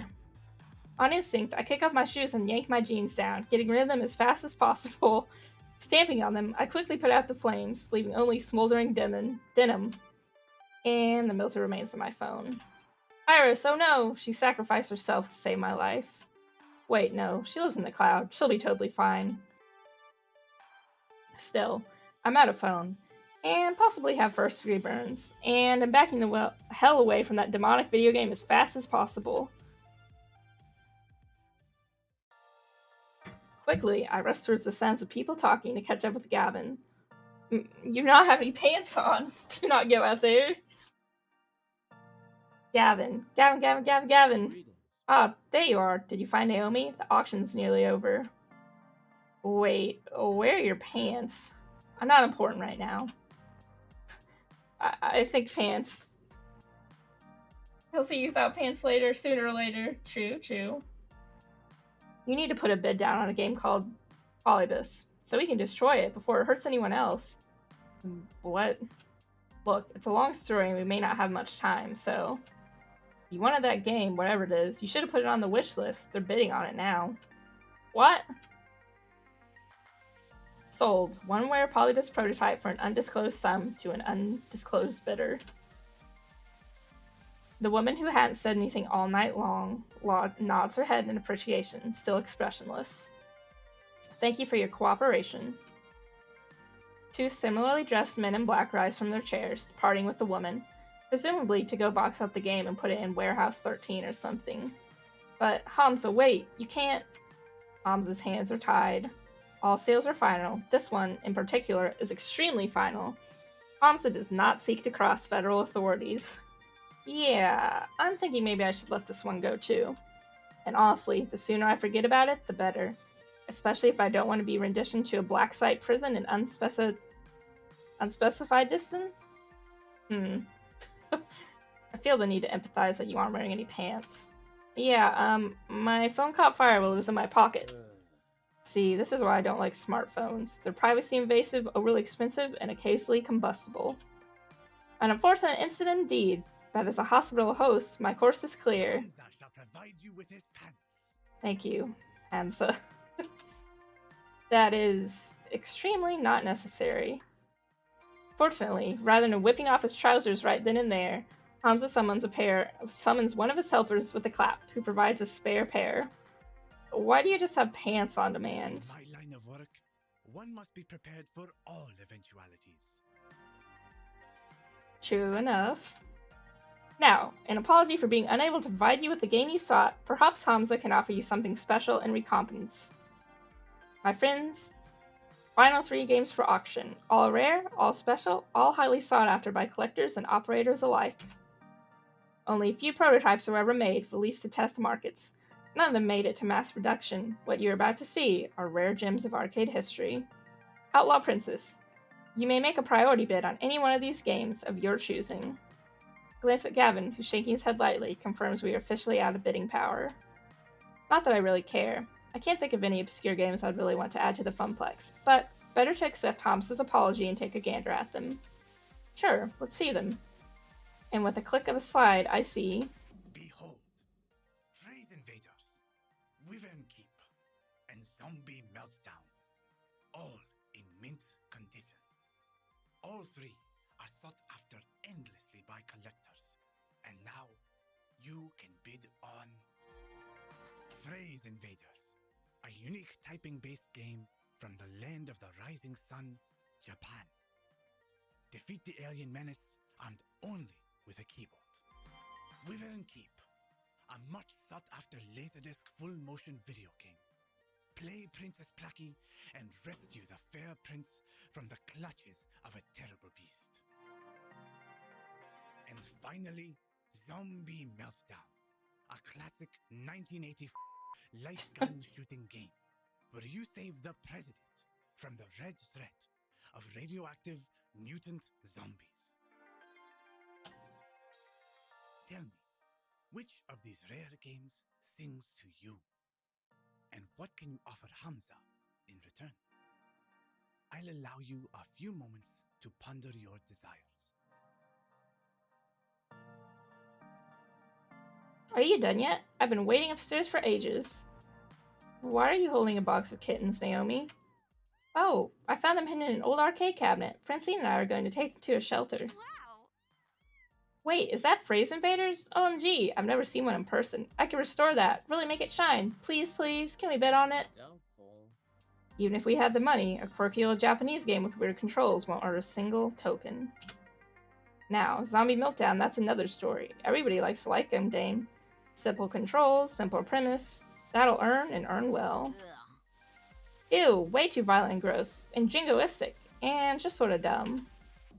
I guess Wyvern Keep would be okay too. One protagonist and 50 cents a play. We both walk away satisfied. I suppose. What does jingotastic mean? I'm going to look this up.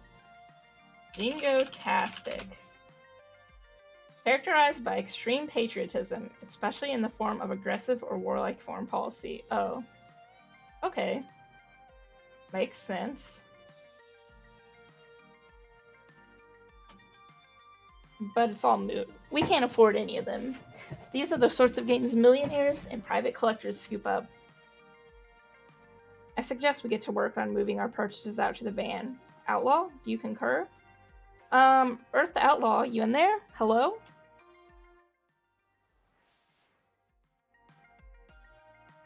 I remember. Before my family fell on hard times, before the curse kicked in, every summer we'd go to the beach, and there was this arcade with this one game I fell completely in love with, a game no one had ever even heard of before. Yes, I remember now. Hamza, I've come to bargain. Such fire! Most impressive. Speak your desires for all to hear.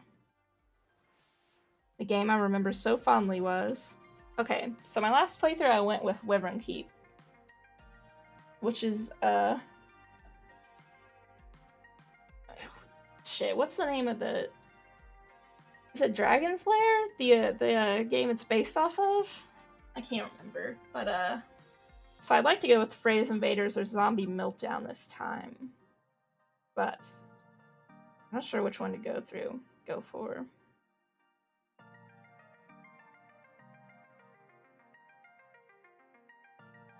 I'm thinking Phrase Invaders, because it sounds fun, and I would play it. No, Poche said Zombie Meltdown. Oh well. Here, let's choose the 8-ball again. 8-ball. Should I choose Zombie Meltdown? Outlook good. Okay, we're gonna have a Zombie Meltdown. Of course, how could I have forgotten? I was clumsy with the plastic gun at first, but after countless tokens sunk into the game, I became a crack shot. Soon enough, I become bad enough dude to save the president. I could clear the whole game on a single token. Those were the good years, good memories before the sorrows drowned them out. I wish to make a bid for Zombie Meltdown. A solid title and a solid choice. Ew, well, okay, but I guess it doesn't matter. We can't afford such a rare and valuable game. Interesting.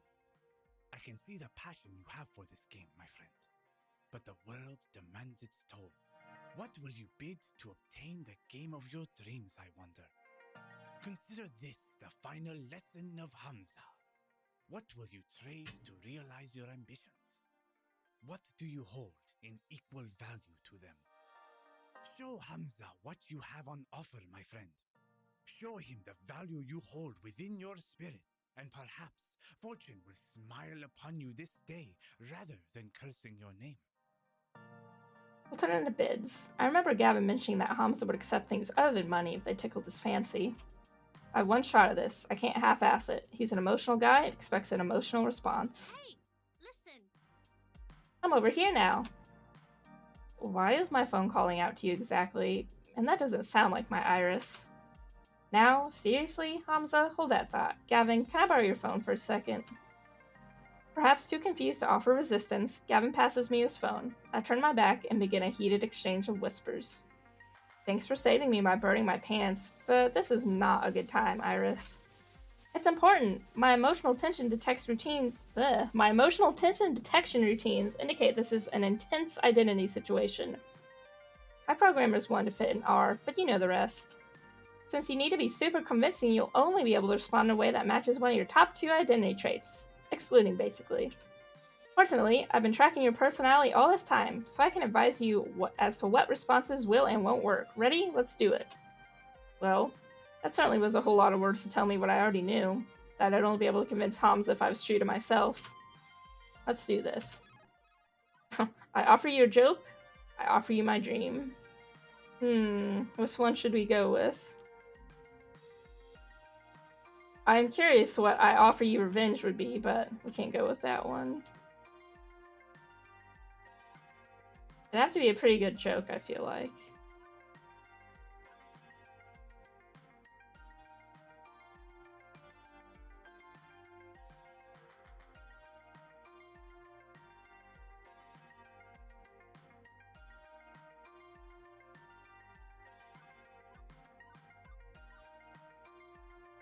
Should we just offer him a joke?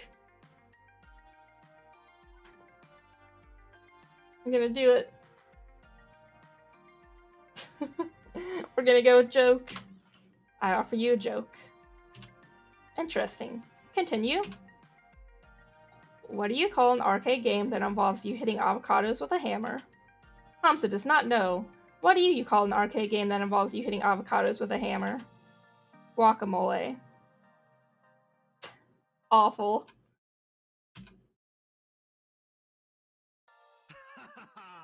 At least he liked it. I accept your offer. The game is yours.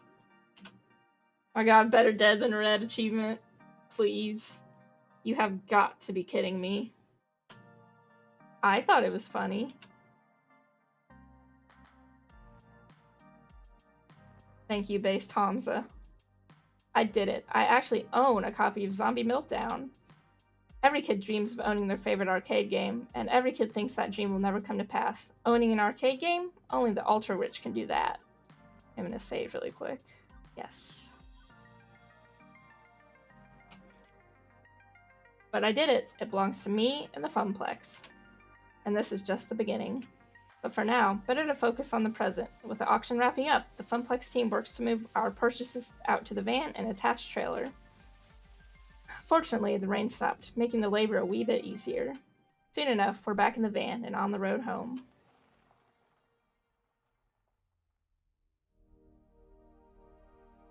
Hey Gavin, here's your phone back. Appreciated. Also, I've made a decision. I'd like to do more for the arcade. You want more work shifts? I'd have to balance that against Ashley's needs. No, actually, I'd like a promotion. I want to be the arcade's event manager. I'll do everything I'm already doing, plus I want to organize some events that'll bring people in the doors. Tournaments, maybe, or a grand unveiling of our new rare game, or both at the same time. Yeah, both. Let's make it a big relaunch of the Funplex. I want the Funplex to grow, and I want to do my part to help it grow. My, oh my. Our little outlaw is growing up so fast as well. I'm in favor, Gavin, if you need my approval. Perhaps. I'm certainly pleased that you want to step up, start getting more involved. You've shown far more promise than our old floor attendant did. But hosting an event is a risky undertaking. I'll take responsibility for it. It's my dream, after all. Makes sense. I like the idea, and Gavin, more players means more tokens, means more revenues, means more games. Maybe even expanding the Funplex or opening a second location. Let's not get too ahead of ourselves. Very well. But I'll admit, I like the idea as well. Very well. Outlaw, if you can make the numbers in my spreadsheets less dire, you'll have earned this promotion.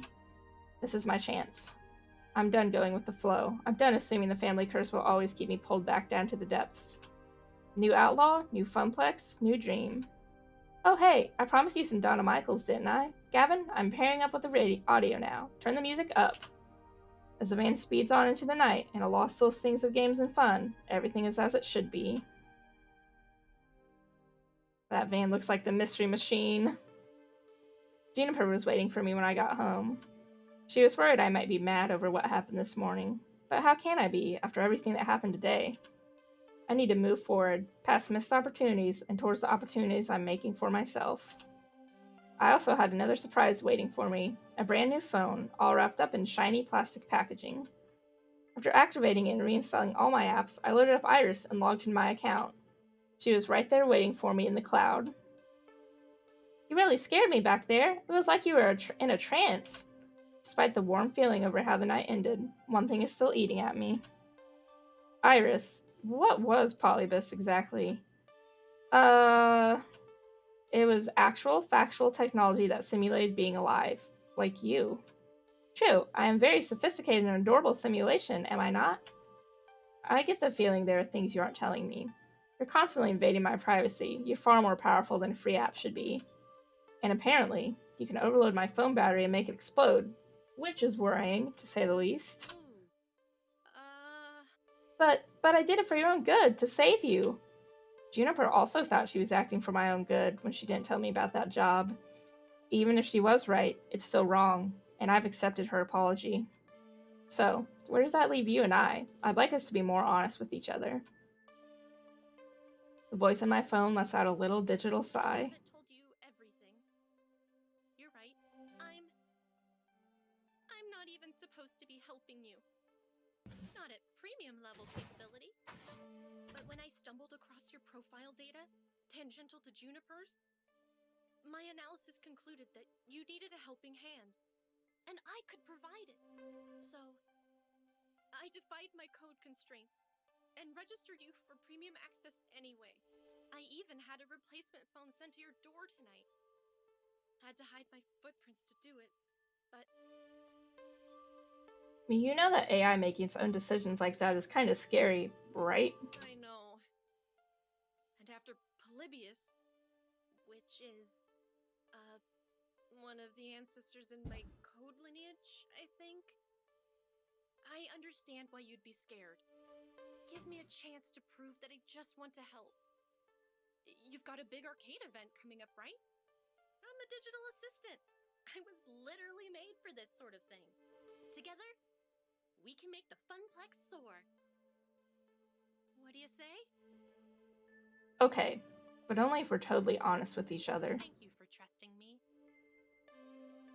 Now, you need your rest, and I should get back to keeping a low profile. Sweet dreams, outlaw.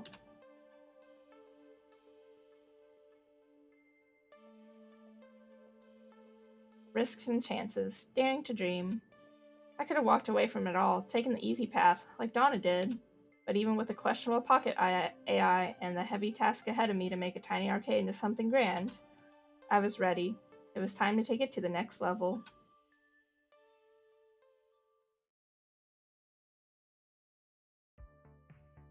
You've cleared level 2 of Arcade Spirits. A winner is you. That chapter was a lot shorter than the first one. Let me stretch. Ooh. So, other characters are getting kind of low, so we will have more chances to interact with them. And so far, humor is our top. Reason is third. Guts and kindness are tied for second, and I think this is actually quirky. I don't remember. And then basically is last. You're the life of the party, you goofy goof. Also, you scored 8,900 points. Everybody likes points. Today's pizza fact is, of the 31,386 pizza places in the state, roughly 83% offer delivery, 91% offer takeout, and 51% offer dine-in service. Thanks, Iris.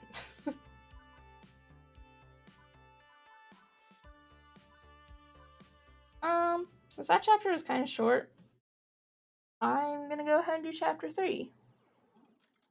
But I'm gonna get in stretch after this intro.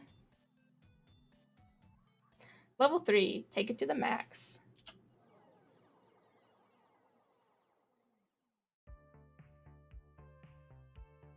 Okay, I am going to stretch, update the stream title, and I will be back in just a few.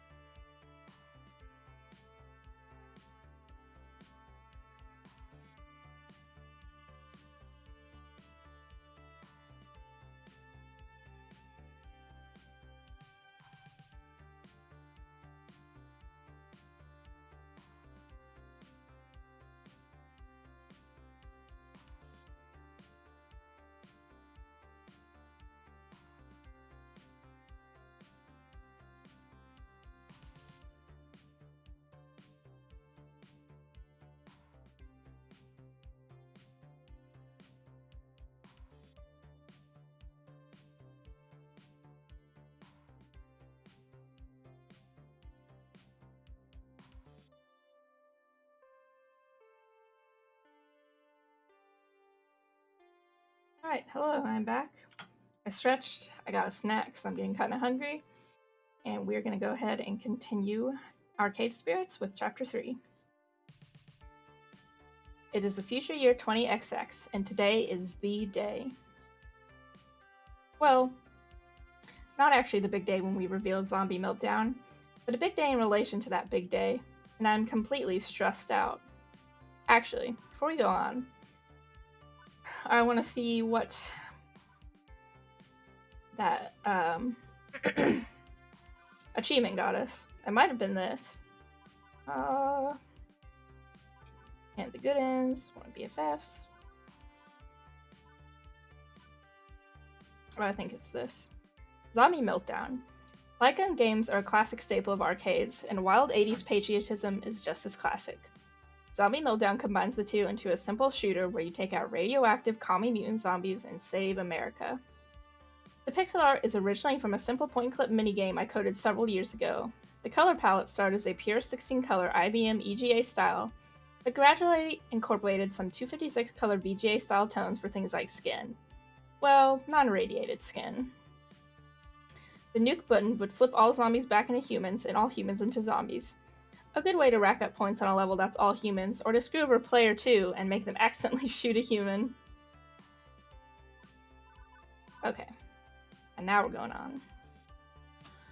My mission, should I choose to accept it, and I kinda already chose to accept it, is to spread the word about the upcoming Funplex event. The one that I'm in charge of. The one that I've put a ton of effort and hope into already. The one where, if nobody shows up, it spells doom for all. Hey, no pressure, right? I mean, if I fail, I'll only be the laughingstock of the entire Funplex.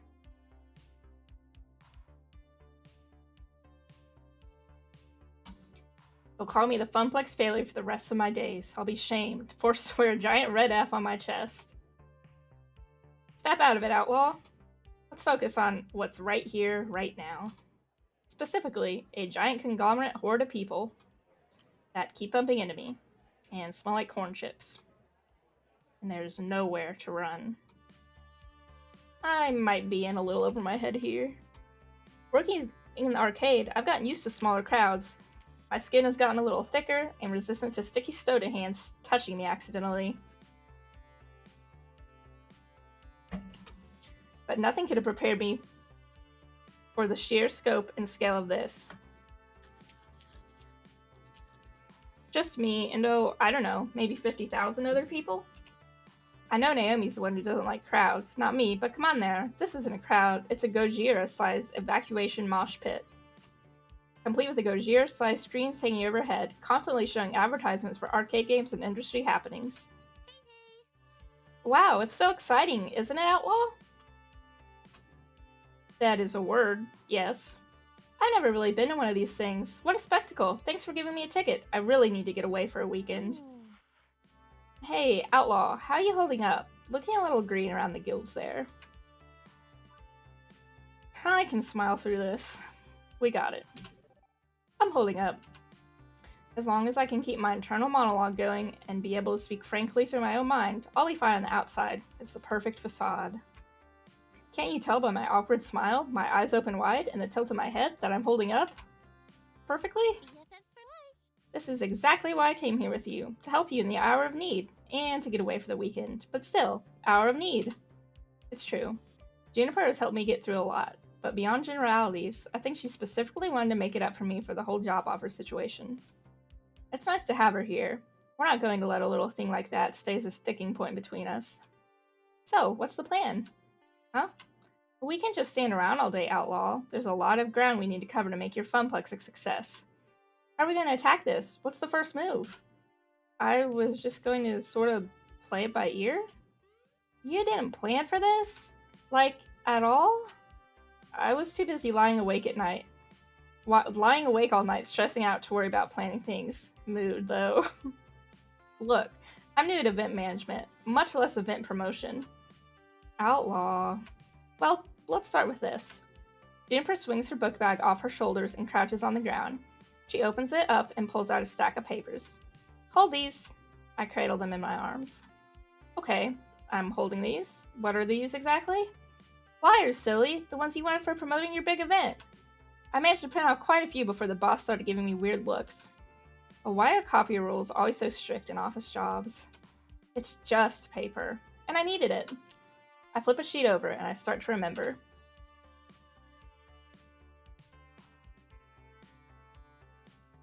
It was about 2 weeks ago.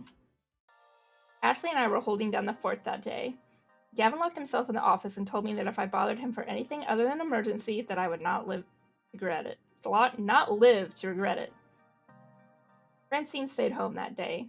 She was marathoning a competitive knitting show, or something like that. Naomi was out shopping for some extra parts. The Dig Dug machine was acting up again. The buttons were sticking from some kind of kid spilling a slushie on it. So what started as a pretty boring day in an empty funplex changed rapidly. When Teo came into the funplex, carrying an armload of giant rolled-up posters. Hello there. Welcome home, Teo. Hiya. Good morning, my fair Teo. How art thou? Only so freaking excited. I might explode into 1,000 bits. Please don't. That'd be an awful mess to clean up.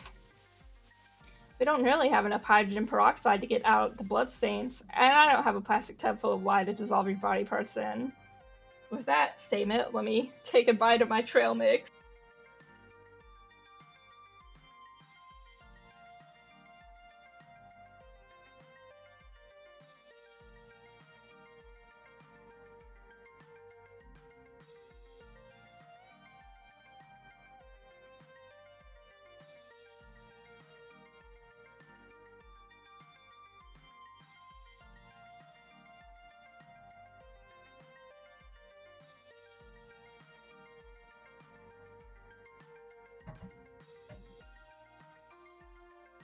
Not to mention the use of therapy outline I will need to go through to get over how horrible it would be to watch your friend die violently in front of you. I just can't afford it. Sheesh. It's just a turn of phrase. Chill. I'm not gonna literally explode. But. Guess what's happening in 2 weeks? It's something huge for us. Are they showing a compilation of internet cat videos at the movie quad? Please. Please tell me we're finally going to replace the blindingly hoarded casino-like carpet beneath our feet. Hey, I like the carpet. It's fun. No and no. Okay. I guess I've teased it enough. Sorry about that noise. It was my water bottle. Teo took the poster he was clutching and unravels them before us. It's Max time. Oh my gosh. Max? Max is already here? Poops. Bleep. I thought that wasn't for another month. That means I really gotta double down on my cosplay production. Say goodbye to sleeping for the next 2 weeks. I've got so much to do now. I know, right?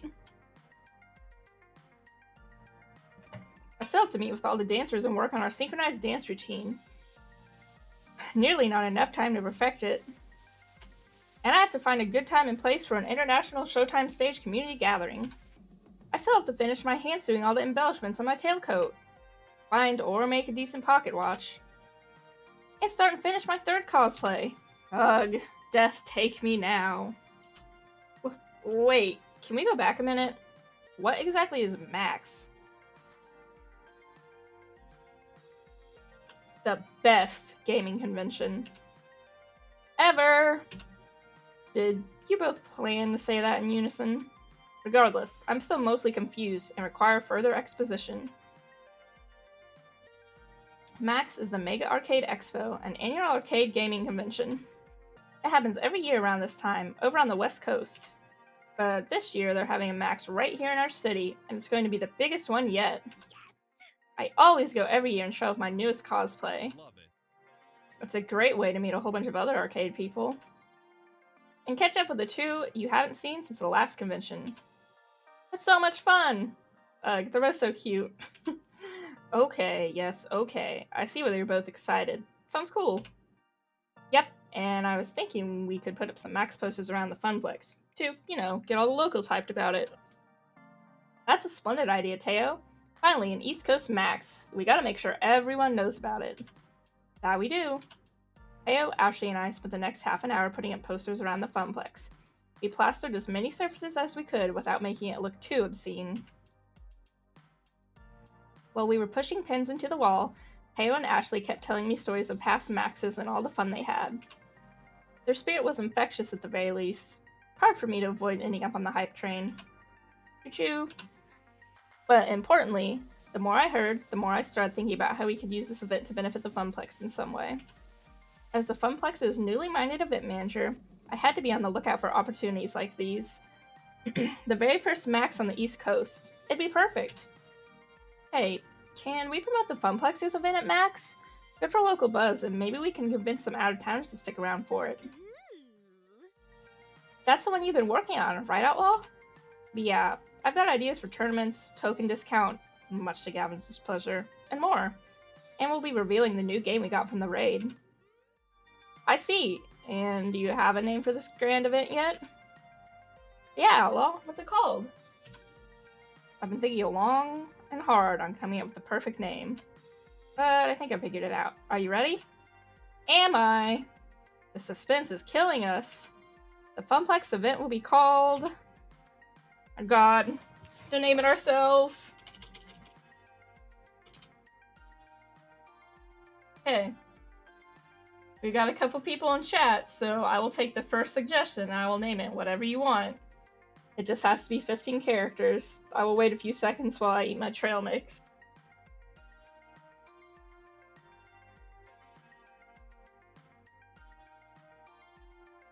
It's not gonna be named that. That's my mute button.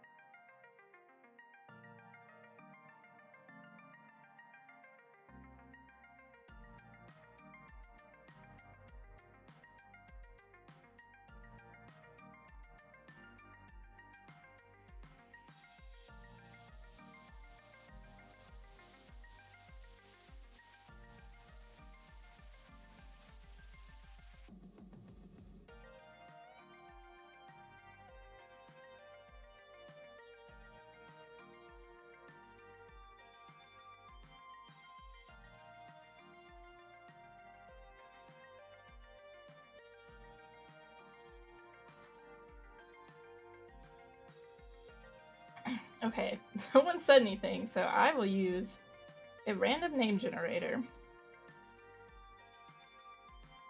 Let's see. Random event name generator.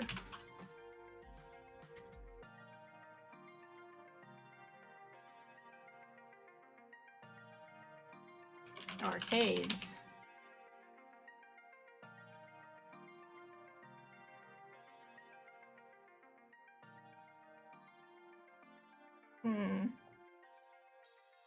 These are all kind of bad.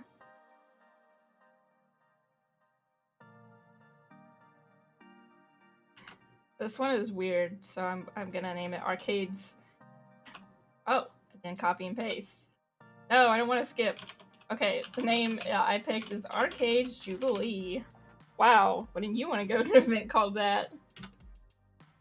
I was thinking of calling it Arcades Jubilee. How's that sound, I wonder? That works. We should call it Arcades Jubilee. What do you think? Eh?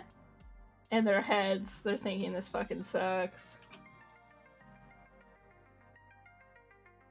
Oh, I do so love it. Amazing. It's perfect. Really? You named it Arcades Jubilee? There are worse things you could have called it. It's kind of catchy, though. Nice work, friend. Ah, thanks, you two. So, how do I get tickets to Max? How can we advertise there? And, how much would all that cost? I'm still living off pizza bagels, you know. You mean you don't already have your tickets? They sell out on, like, day one, my friend. Actually, they sell out in about 20 minutes on day one, and all the hotel rooms are gone way sooner. What? No! My greatest plans foiled. Outlaw, while you were still all talking, I located all the scalpers who were selling tickets online at an exorbitant price. Then, I hacked into their IP addresses, found less than tasteful information on a couple of them, which would make their lives very difficult if it got out into the open. After contacting them, I promised I wouldn't leak such sensitive materials into the internet in exchange for selling the tickets at their original prices. Iris, please, you can't do that. And they gladly obliged, such nice humans. I transferred the funds from your account to theirs and secured the tickets. You should be getting an email for 2 max tickets in approximately 3, 2, 1. Done.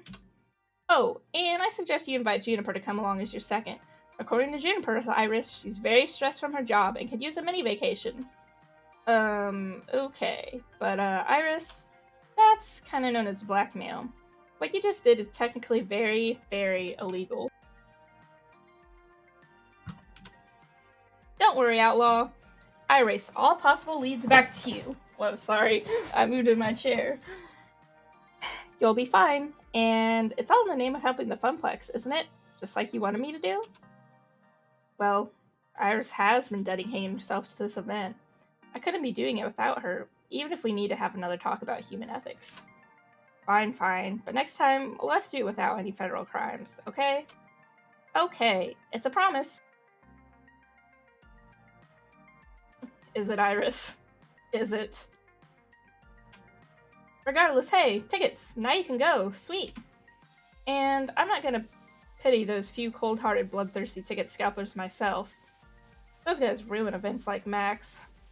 Also, while I was procuring your tickets, I stumbled across the Funplex's Facewall account. It hasn't been updated in exactly 13 weeks, 2 days, 14 hours, and 54 seconds. The Funplex's social media presence is completely non-existent. Wait, we have a Facewall account? I mean, that does make sense, but still. I had no clue of its existence. I sort of run it. I'm really bad at keeping up on it, though. That sounds like it would be Gavin's things. Why isn't he in charge of it? Heh, Gavin couldn't care less about social media. He says that, and I quote, "Social media is where idiots go to yell at each other about nothing of any importance, and I'm not going to waste my time with it." I mean, he's right, though. That also sounds like Gavin. Yep, and Francine is too old to understand the importance of social media. Naomi is way too busy with all her beloved games, so it fell into my hands. Which, as Iris stated, I haven't been doing a great job at it. Well, we should take advantage of it for this. We can use the Facewall account to spread the word of Arcade's Jubilee. You're completely right. I should work harder at it. Or if you want, you could take it over. As the event manager, that makes sense. We're gonna take it over, definitely. Ashley seems too busy for it, so we're not gonna force her to do it if it's not something she likes. I really should take the responsibility. That can only benefit the Funplex, and Ashley's right. Getting the word out is part of being an event manager. Right, I got this. Ashley, can you email me the login info? Yep, and yep. Ashley pulls out her phone and fiddles with it for a minute. Login, get! Congratulations, you are now the owner of our social media accounts. Huzzah! The power is all mine. Mine! Ashley, are you sure you want to give Outlaw this much power?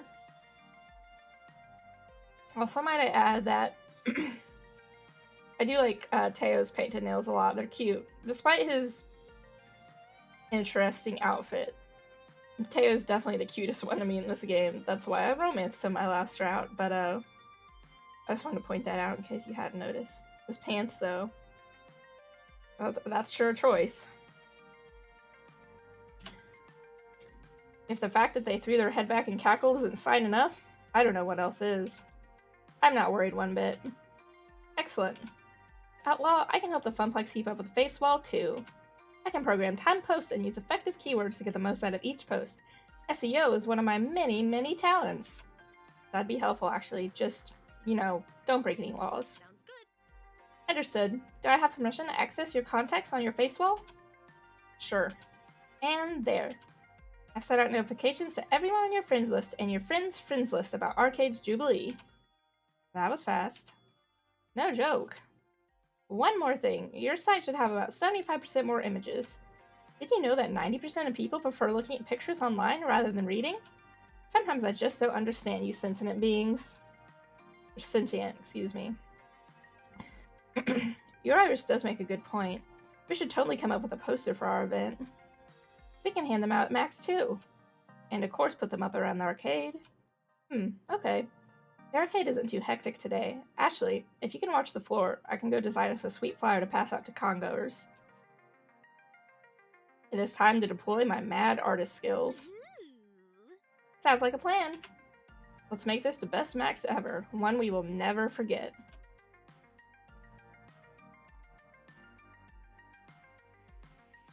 I spent the rest of the afternoon working hard on having the perfect design for our poster.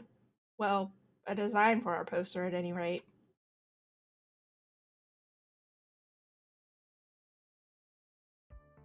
Which brings me back around to the stack of papers currently in my arms, which do not, in fact, resemble the poster I designed. Oh, I took the liberty of turning your poster just a little, and changing the font selection, and picking out new clip art, and rearranging everything, and using a poppier color scheme. But I liked my original design. Oh, okay. I thought that would show us the poster, but it just took us back to Juniper. Outlaw, you use Comic Sans and Papyrus. Hey, I'll have you know, a quick PSA here. Comic Sans actually increases your writing output. There have been studies and tests done on it, and if you look it up, you'll find the info, and I can confirm, as someone who writes a lot, Comic Sans definitely makes you more productive. Papyrus, though, the only good Papyrus is Papyrus from Undertale. Comic Sans is cool, right? It looks like a comic book. Game owners love comic books, don't they? And Papyrus was in that movie with the blue cat.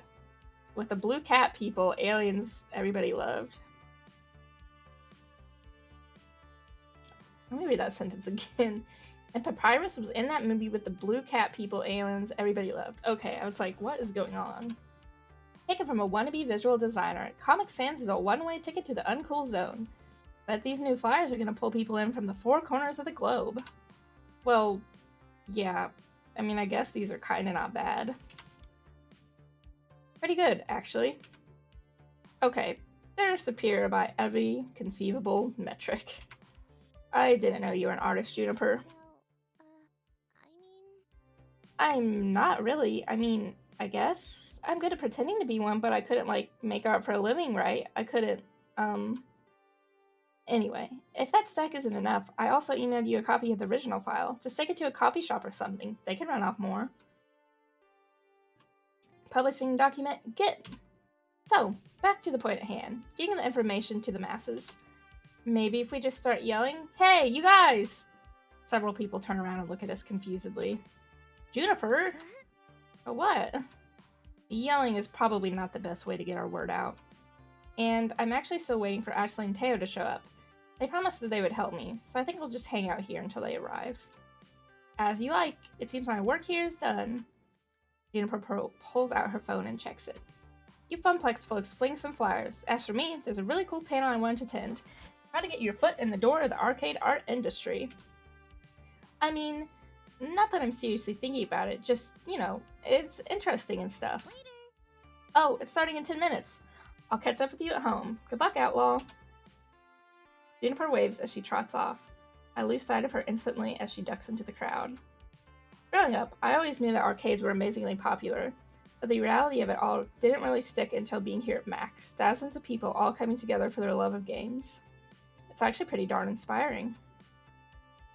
I muster enough courage to wade my way through several hundred people in the main convention hall. Eventually, I find a safe space, a humble bench near the water fountains. I'll make this my home base while I wait for my friends. Since both Teo and Ashley are running late, I have some time to fully take in my surroundings, in a calmer fashion, of course. Everywhere I look, everything I see, it's all steeped in arcade culture. Booths are set up for all the major arcade companies, each table vying for the attention of the crowd. Some have spaces set up with stages, flashing lights, and people throwing t-shirts into lines of people. Can we talk about these lines for a second, though? There are lines for everything. Lines to play a game, lines to go see a panel, lines to eat disgusting convention food, lines for the bathroom. There are even lines to get to the other lines. And they all just wait there, standing, happily chittering amongst themselves. I have trouble waiting in line for 10 minutes at the whole story for a coffee, let alone waiting in line for 3 hours just to play a game that'll be released in 4 months. These people aren't even human anymore. Their perseverance is godlike. The sensory output here is overwhelming. People are shouting and laughing as they crowd areas. Music pumps out of several different booths, making a weird mashup of notes and chiptunes. There's even a giant dinosaur that people can take selfies with. As I contemplate how I'm going to attract all these people to Arcade's Jubilee, I hear sounds of very loud and very upbeat music from behind me. I feel the bumping of the bass reverberate through my shoes, and I turn around. Outlaw! Teo sits at a colossal boombox at his feet, and I recognize the music now. It's from Showtime's stage, and Teo is bumping his signature song. I motion for him to turn down the music, and he complies. The last thing I need to do is lose my voice from shouting before I even get the chance to talk to anybody. Hey. Sorry I'm late. I had some last-minute dance moves I had to incorporate into the routine. No worries, I just got here myself. Despite Max's many attempts to trample me, I have survived thus far. Yeah, looks like you are significantly non-trampled. Nicely done. Although, if you were injured, I could always nurse you back to health. Don't congratulate me yet, we still have the rest of the day to endure. Oh, what's with the boombox, by the way? Oh, this? It's for the Showtime stage gathering. There are going to be a couple hundred of us from all over the world. I didn't realize that there's Showtime stage communities in other countries. Absolutely. We're actually the second biggest community. The largest is in Japan. Several players flew all the way from Tokyo just to be part of our Showtime stage flash mob. Is this really the best place for a flash mob? What? Yes, I went in. I don't think we're much of a dancer. How did you even arrange this? A flash mob is no small feat. I can't even begin to imagine the amount of time Teo put into this. Must have been hundreds of hours at least. Impressive. I really hope it turns out fantastic. Hell yeah. Me too. I've been planning this for months, and it's taken coordination from all the leaders of all the Showtime groups. There's a lot of work from all sides to make this come together. Now all that's left is to actually do it.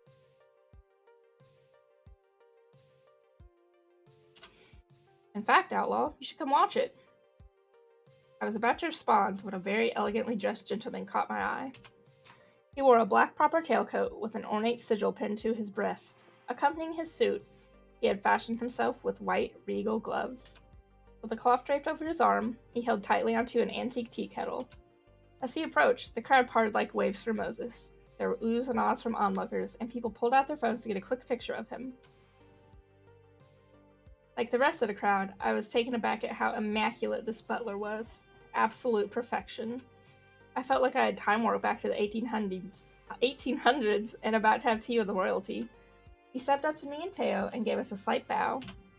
Normally, this would be ridiculously out of place, but not in an arcade convention.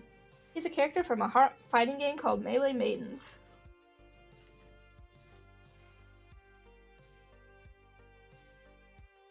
It's all about ninja maids and battle butlers duking it out for the right to serve a fancy party.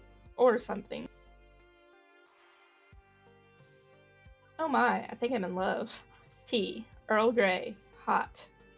Nothing's familiar about this butler. Let's just be straight up. My love of butlers was unbeknownst to me until this very moment. And in retrospect, that's probably a good thing. Otherwise, maybe I would have ended up owning a butler cafe. Which, now that I think about it, isn't that bad of an idea. But I digress. The point being that this butler has stolen my heart and served it up on a silver platter. Hello, butler friend. Will you marry me? Please? Outlaw, it's me! Huh? How does Mystery Butler know my name? Do I have a stalker who is also a butler? What if we work together?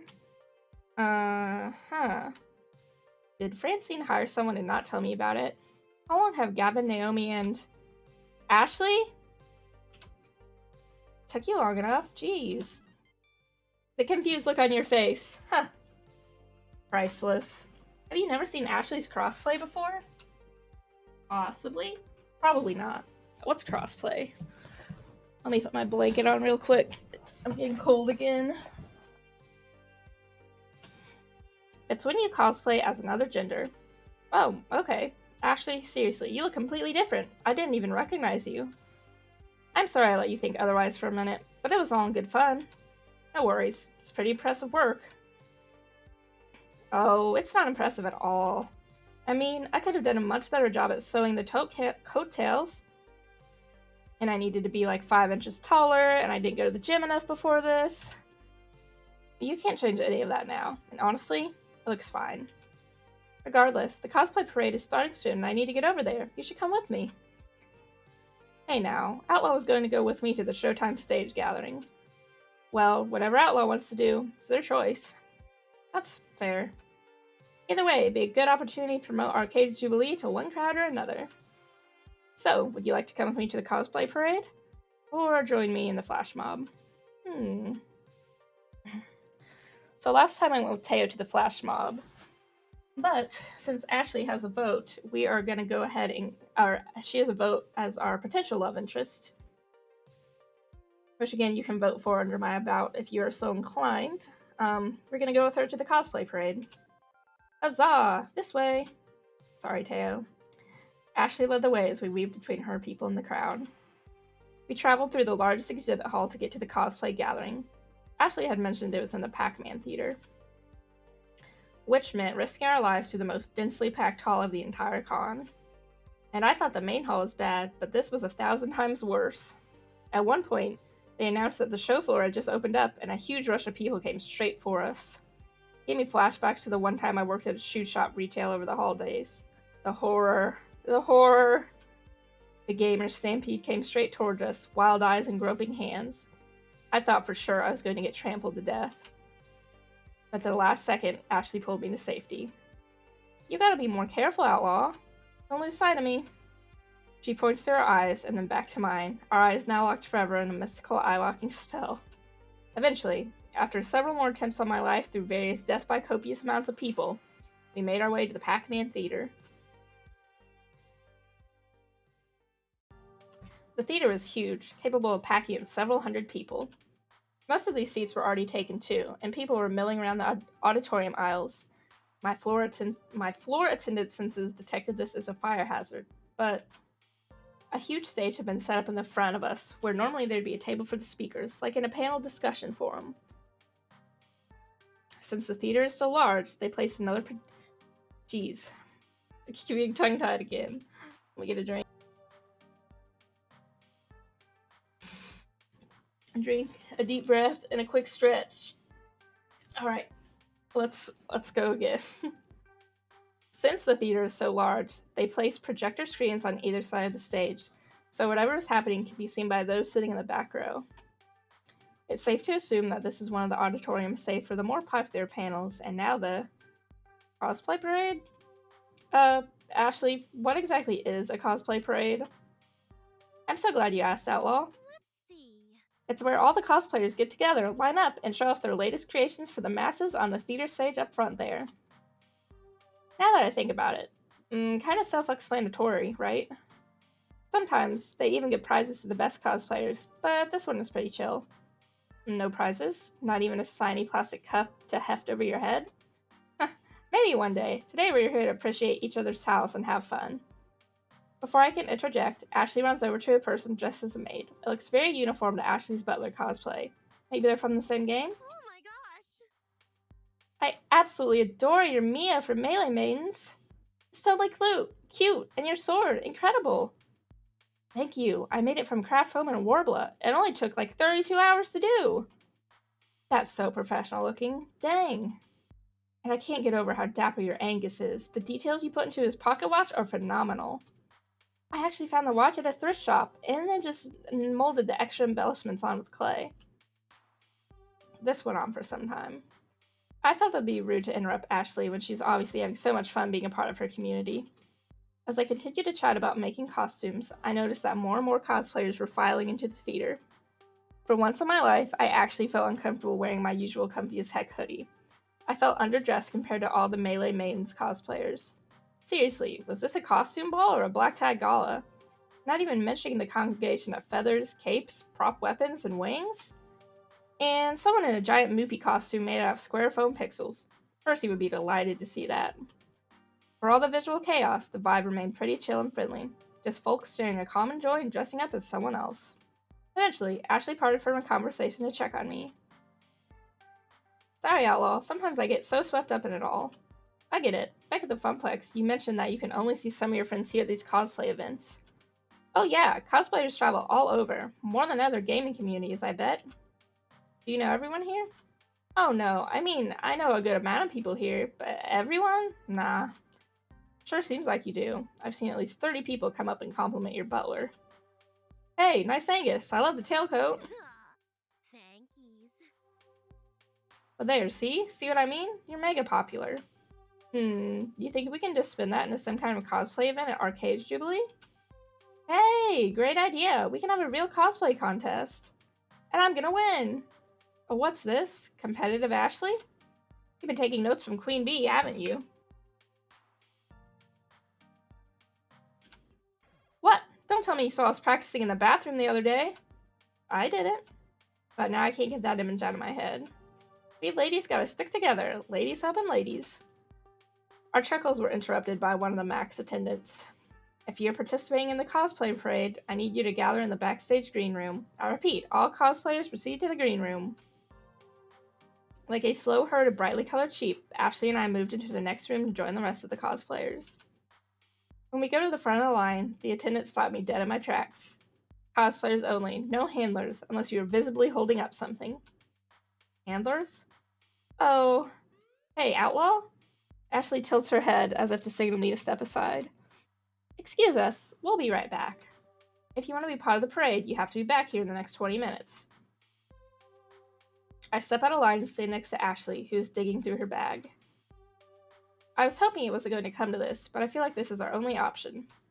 Ashley pulls out a surprisingly fancy and elegant maid outfit, and then hands it to me. I need you to wear this. Yes, sign me up. I am made to order. Wait, you just happen to have this? I am not dressing as a maid. You know what? We're simping a little for Ashley, so we are made to order. That is the cutest maid outfit I have ever seen. Look at all the frills. And I do have a fondness for cute dresses and maids. Ashley, did you bring this specifically for me to wear? Yes. Sometimes handlers aren't allowed on the stage, and I needed to make sure I got you on stage with me. So I brought an extra cosplay, just in case. That's awesome. I can't wait to try it on and see how I look. Wait, did you say stage? Why are we going up there? Because we need to spread the word about Arcade Jubilee. What's a better way to do that than on stage in the biggest auditorium at the convention center of Max? Oh. Okay, I'm in. Let's find you someplace where you can change. Sorry, I just dropped something. We made our way to the nearest bathrooms and I changed into the maid outfit. I struggled to figure out all the clasps and what velcros to what, but Ashley took the time to help me get situated. Once we were done, we headed backstage, which I'd say resembled the Funplex break room, but hey, same purpose, same function. Here, the cosplayers lie in wait for the big show to start, including one particular butler and newly minted maid. Squee! You look so cute! I wish I looked half as cute as you do in this. But seriously, you're gonna have to do this with me more often. You make a perfect Alice. Alice? Right, I forgot you know nothing of melee maidens. Alice is the head maid of the Neko Manor. Okay. So Angus, that's me, and Alice, that's you, are siblings fighting alongside each other to prevent other maids and butlers from taking over their estate. They fight for Lady in the Ice. Oh my! And I almost forgot. Ashley pulls out more costume stuff from her pack. This time, it's a set of cat ears and a tail. Alice is a cat girl. What? But you don't have cat ears, and I thought we were siblings? Shh. Spoilers. You don't find out that they are siblings until after you beat Angus's story arc. When the game starts, Angus has amnesia, and after you win, Alice appears and tells you everything.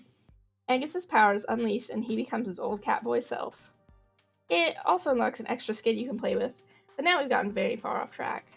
Satisfied? Any more questions? I think that covers it. Ashley fastens the cattails to the back of the maid dress and places the headband on my head. The costume finished, I take a long, hard look in the mirror. And there we are. Oh my god, Squee, I'm so cute. We vibin'. Oh good, Katie and Steph are here. Who?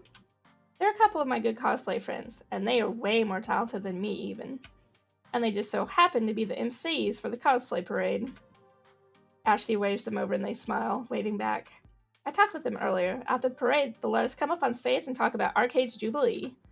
Whoa, really? Really. Thank you so much, Ashley. That'll help a ton. Yeah, it helps to know people sometimes. We found a few other cosplayers who dressed up as other Melee Maidens characters, and we all formed up into a group. Even though we were together, Ashley and I kept to ourselves, save for pleasantries.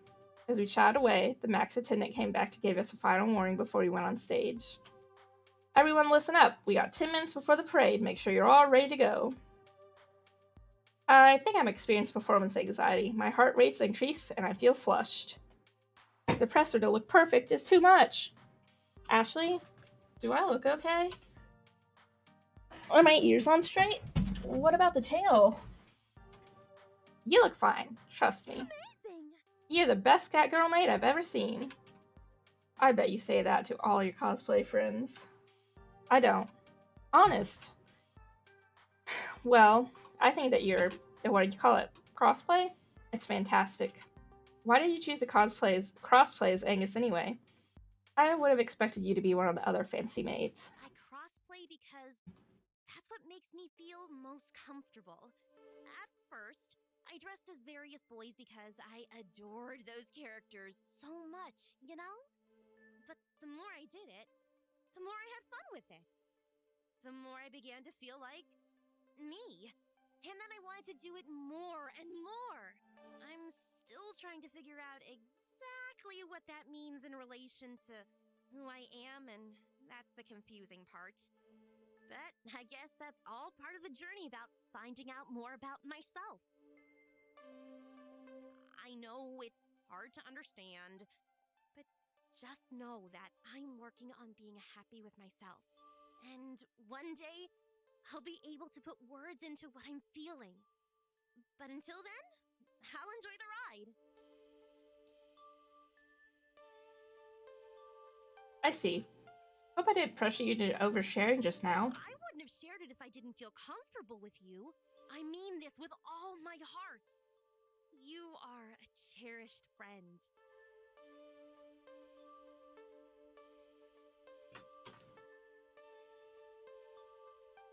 Well, gosh, thanks, Ashley. I really appreciate the trust you put in me. I won't let you down.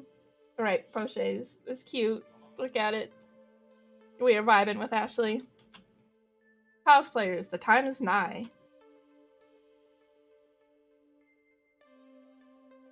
Once again, the attendant started barking orders at us. We all shuffled into another line, like how we were told to do earlier, and slowly we began filing out of the room. The closer we got to the stage doors, the more I feel the nerves creep in. We are next. Melee Maidens group, go.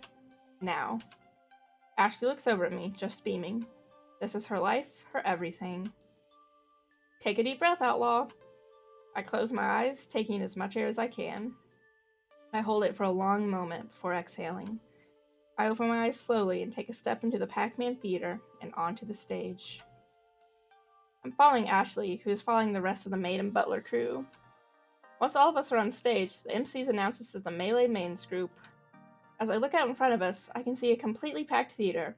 It's hard to make out the specific faces due to the stage lights, but I can see the outline of hundreds of people. A rush of adrenaline surges through my body, and I look over to Ashley. A proper butler, she takes each step with purpose and elegance. She isn't breaking character for anything, not all the cheers in the audience, not all the people smiling and laughing at her. She is Angus, and she's owning it. The announcers ask us to strike a pose on 3, 2, 1. Fighting pose, coy flirting, polite curtsy. Let's do coy flirting.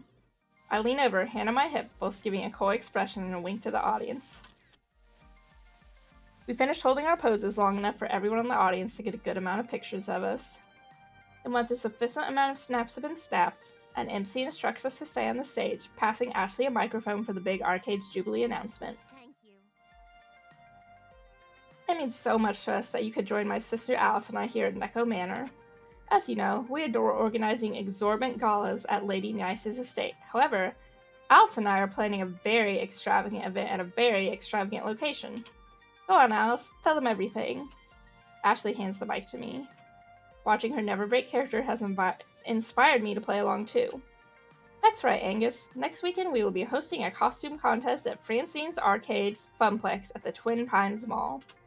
It's all part of Arcade's Jubilee, along with a Fist of Discomfort tournament, a world record attempt on Moopy's Magical Maze, and the reveal of a rare and mysterious game. Oh my, first time the public will have seen it? You know it, brother. This isn't the event to miss. It will be the most noteworthy event of the season. And remember, this is a private affair, so please, only tell your closest friends. Ashley winks to the audience before bowing. Another rush of cheers fills the theater as we walk off the stage for a second time. The MCs give their closing words and dismiss the audience. As people begin exiting the auditorium, I feel my phone vibrate in my hidden dress pocket. At first, it was just a couple vibrations, but before I could realize what was happening, my phone starts seizing. What the? I pulled my phone from my pocket, and saw that the Funplex's face wall had over 1,000 new shiny likes. No, really, what the hell? Hey, listen. The cosplay parade is a huge part of every Max and generates thousands of photos and articles online. Also, it was being live streamed. Ashley, you failed to mention that part. Well, you seem so nervous, and I didn't want to make it worse. Good work. And that act you pulled off now has just generated a 7,000% increase of traffic on our site. I also gobbled up some paid keywords, so if anyone posts about cosplay at Max, they will see an ad for Arcade's Jubilee. Pretty genius, right? It's like when you click on images of maid outfit while you're surfing the internet, and then you see an ad for buying one right on your face wall. Oh, it looks like you finally got one. Aha! Busted! Iris, stop looking at my browser history. That command or file name? But that's deeply embedded within my program. Fine, just keep that private, okay? Done. Quickly, I scanned my own face wall, and even people I knew who weren't arcaders were talking up a storm about it. I also could hear cosplayers discussing it as we waited for the auditorium to clear out. I can't wait till next weekend. That Arcade's Jubilee thing sounds like a blast. I am totally going to that Funplex place. Do I want to wear my next cosplay there? Outlaw, we did it! I had lots of help from you too, Ashley. Don't count yourself out. We make a pretty great team. It was great to hear all the buzz around the cosplay community, and Iris really helped the social media aspect. I can't believe it was that easy, and I mean, tiring, but easy. That was great fun and all, but I'm completely exhausted. Me too. I need a break from all this, some time to collect my thoughts and rest my eyes from all these flashing lights. I'm still seeing spots. You hear that Gavin and Naomi are running a pop-up for the Funplex? A bunch of other local arcades are doing the same over in Hall B. And it might be worth stopping by there for a breather with some friends. And make sure they aren't slacking.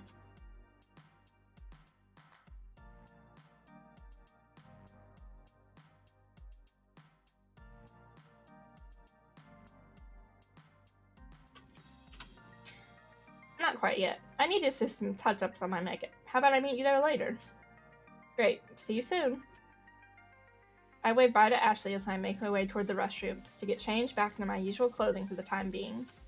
And then it's off to Exhibit Hall B on the lookout for Gavin's serious face or Naomi's kind one.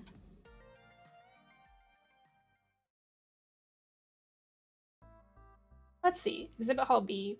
It very much resembles Exhibit Hall A, where I started my day. Industry types, dealers, swag, crowds.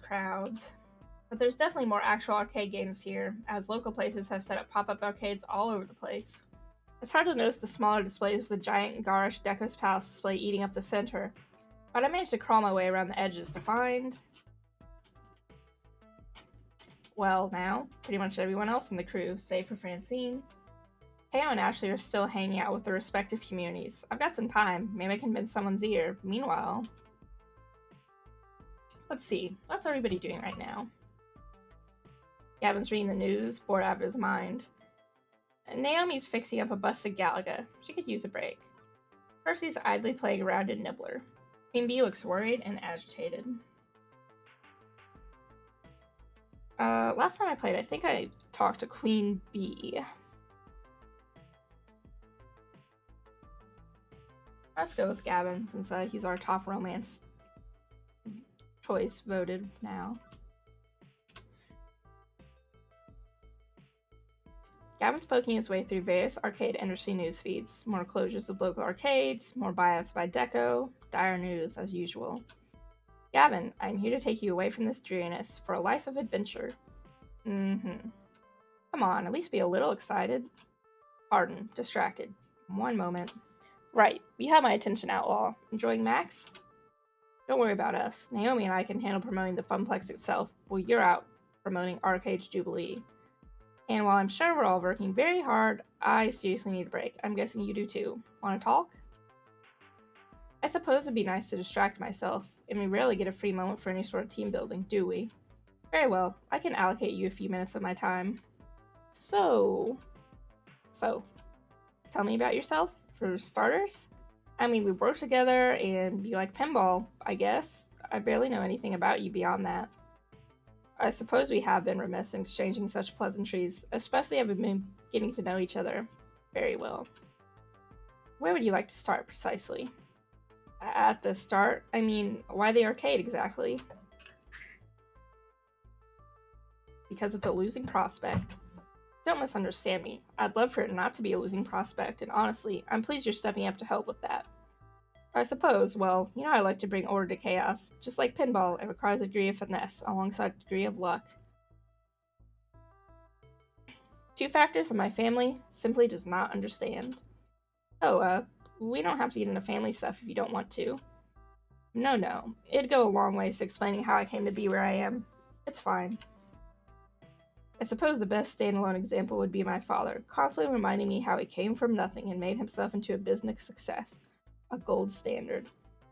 Except it's a lie. His father came from nothing, not him.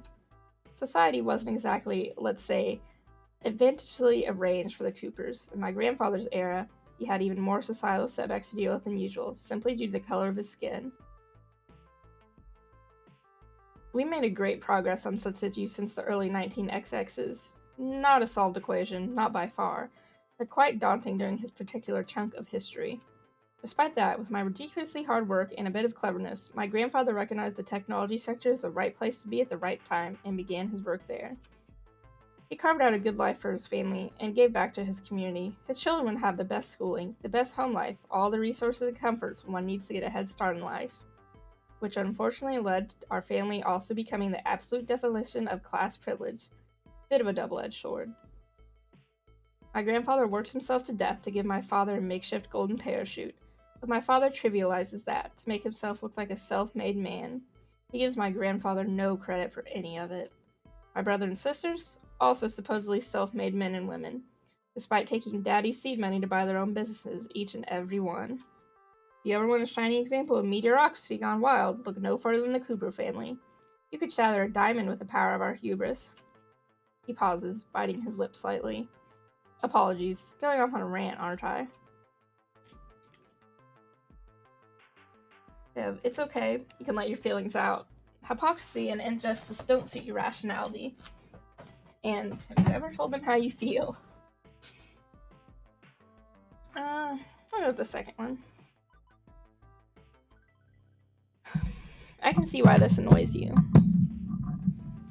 Hold on, my microphone is falling.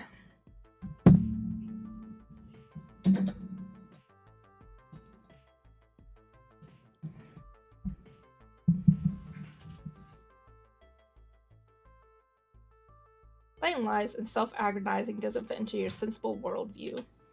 You value honesty and open communication. I'm guessing the chest beating part of your family didn't sit well. Precisely.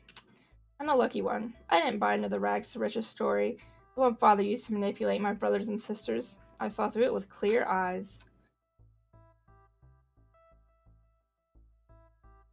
Eventually, I opted to strike out on my own, without a loan from father, to avoid being beholden to him or to repeat his error. You must think me daft, turning down my family's wealth and taking up a position as accountant of a small family arcade. But I saw it as a challenge, a chance to be my own man, like my grandfather before me. The world gave him nothing. He came from nothing. But through hard work and determination, he did it. He overcame it. And while my brothers and sisters bought up tech companies, mashing up their projects together, then flipping them on the market once the value increased, I sought to take a failing enterprise, make it succeed, and stay with it. I'm not a love it and leave it man when it comes to business. I will overcome in my own way. So, that's me, in a nutshell. A child of means who rejected those means and embraced a dream of madness. Does this suffice for your getting to know your needs, outlaw? I'm left dumbfounded for a moment. I've been expecting light small talk, not a backstory plus mission statement. And honestly, I hadn't expected the accountant of a video game arcade to be, well, born to a high tax bracket. A bit like the surprise of Percy's wealth. But one question lingers. So, you went to college, right? For business and accounting, yes. Right, and no student loans. And, well, you had clothes on your back, and a nice house in a nice neighborhood, I'm guessing. Meaning, you aren't exactly starting from zero. Yes, I know. It's not exactly the ideal start for one on a quest to prove his own well-to-do father wrong. I realize I'm a bit of a fool, I'll admit to that. I certainly enjoyed the head start that wealth and gradual societal change can provide. I can never truly claim to be a wholly self-made man to the same degree. And I don't consider rejecting the family wealth an insult to my grandfather's efforts. I consider it an insult to my father, who lies and boasts and claims that it was all his own doing. So, while I cannot truly start from zero as my grandfather did, I intend to be as much of my own man as I can be to honor his legacy in my own way, and that will have to do. Damn, that brought down the mood. Time for me to lighten it up again. Why the arcade exactly? All the pinball you can play? Why not buy the arcade outright? Call it the Gavin's Gavinplex of Gavinness. You join the Funplex just because your family's background in techs? Tech? Not techs. Let's go with the first one. Okay, so you wanted to rebel. But why join an arcade? Yes, you said it's a turnaround to... You said it's to turn around a failure, but plenty of other failures you could tackle. Be honest, it's the pinball, isn't it? You're a pinball wizard with such a supple wrist.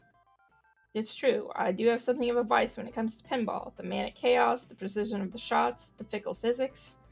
But I'm afraid the answer is far more mundane. I asked my Iris what kind of job positions were open that met my requirements, and picked this at random. Bet your Iris is tickled pink that she landed you your dream job. Iris is a cloud-based computing algorithm. She is not tickled pink or any other color for that matter. But yes, it did work out quite well, I'd say. And I believe I've bent your ear enough about socioeconomic philosophy more than enough. Undoubtedly, this has been the most boring conversation of your entire life, and for that, I apologize. That's fine, that's fine. I said I wanted to get to know you. This is getting to know you. And as fair is fair, I think you should get to know me. Quid pro quo. I tell him about my happy childhood and my unhappy adolescence. I tell him about the fall of the Princess family and of Juniper pulling me out of the ashes. I tell him about what was really going on in my head at day one of the Funplex, and even about Juniper's secret job offer. He listens attentively. At first I think he's ignoring me, just nodding along as he says nothing in return. But no, he's absorbing it, analyzing it. And now you're fighting. Fighting for your dream. Fighting for the Funplex. Just like me. That about sums it up, yes? Very well. Consider your dream under my protective umbrella. I'll fight for your dream as well with all my heart. I know I haven't been the best at protecting Naomi's dream. I know I make mistakes, but I'm trying to improve, to be a better person. I trust that if I ever accidentally step on your dream, you will let me know with honesty and clarity. Do not hold back. Don't be afraid to hurt my feelings. Wouldn't dream of it. Then we have an accord. Now then, I know it's a fun-flavored weekend of recreational activity, but we're both here to do work, first and foremost, yes? I suppose I'd best get back to that, but I won't forget what we've discussed. Thanks, Gavin. Gavin gets back to his work, and I get back to mine, all for the glory of the Funplex and our dreams.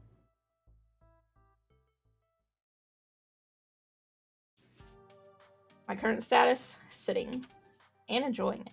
I'm going to save real quick. Okay. It took a few minutes of searching and stalking, but eventually I found an open seat in the pop-up arcade. While the sit is satisfying, the rest of everything else is miserable. My feet are sore from walking all over, and I don't remember the last time I ate. I feel dehydrated and I have a slight headache from all the noise. And there are still 4 more hours of max left. Oh, if Gavin saw me in my current state.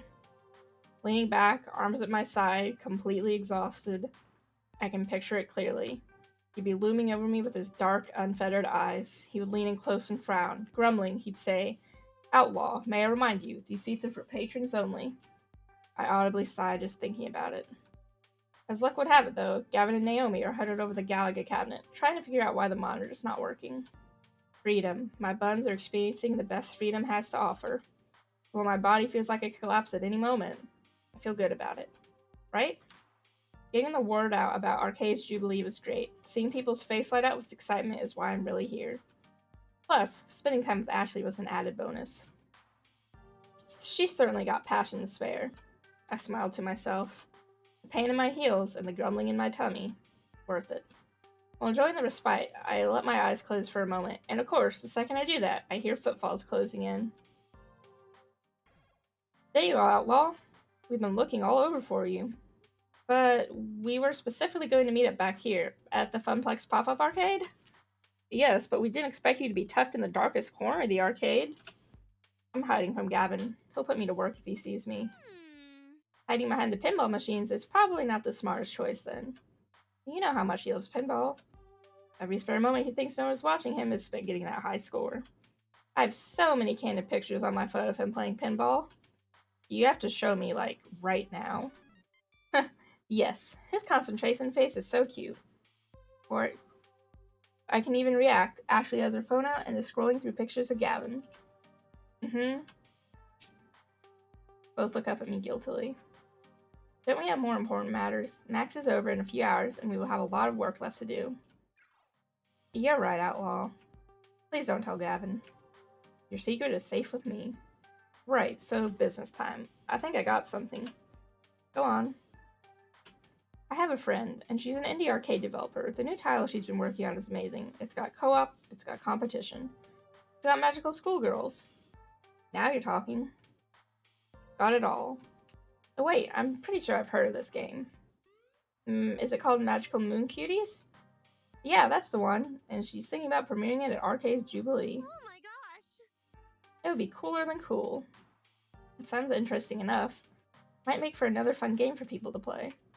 Definitely. My friend is somewhat renowned in the indie scene, and the game has been in development for years. I'm sure it would create some buzz at least. Are you kidding, Teo? We'd be the talk of the arcade world. I do like being the talk of world-sized things. Let's go check it out. I stand up, invigorated by the news. As I start walking back to the hall with Teo, I hear a call from behind me. Wait! I turn around and see Ashley standing there, fidgeting. Her green eyes are darting back and forth nervously. Ashley? I, too, have a plan. She motions for us to come back towards her, which we do. Huh? What is your idea, Ashley? He puts an arm around Teo, and the other one around me, huddling the 3 of us together.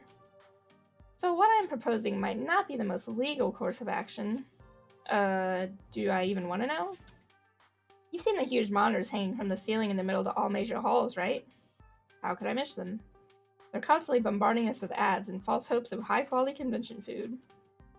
No matter how amazingly tempting that $9 hot dog looks on the big screen, don't even think about it. Exactly my point. Everyone is looking at it. I know a way to sneak into the back area. All we have to do is break into the main communication center and upload the flyer Outlaw made into the rotation. Whoa! You want to do what? Shh, keep your voice down, Teo. Unless you want to get arrested for being an accomplice. The genius plan. Every month the Max will see our name in lights. Okay, so yeah, that's a less than legal way of getting the word out.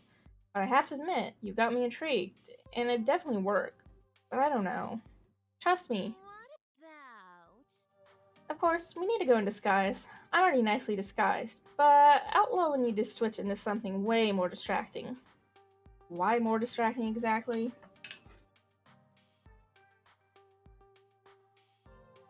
To distract from your face, of course. What I'm trying to say is people will remember the costume, not the person wearing it. Which means Maid Outlaw rides again. I knew it. Come on, you did so great on stage. Think of this as your encore. How about it? Let's not forget about Magical Moon Cuties. It's a valid alternative. Both options are valid, honestly. Splashy advertising would certainly drive foot traffic, even if getting it up there would be dodgy. Importantly, Iris could help us do it safely without anyone noticing, safer than Ashley going off on her own to try this inadvisable stunt. But a highly anticipated indie title might do the trick and result in far less jail time. Sorry, Teo, once again, but we're gonna go with Ashley. Fetch my maid outfit. It's heist time.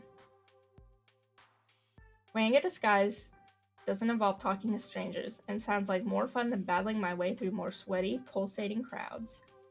Another excuse to wear that super cute maid outfit? Sign me up. Besides, don't know if going with Teo is something I could emotionally or mentally do at this point. My social meter is at its limit after this morning. Ashley, let's do this. Fetch my maid outfit, good sir. Ashley hands over the now familiar maid outfit, ready to go.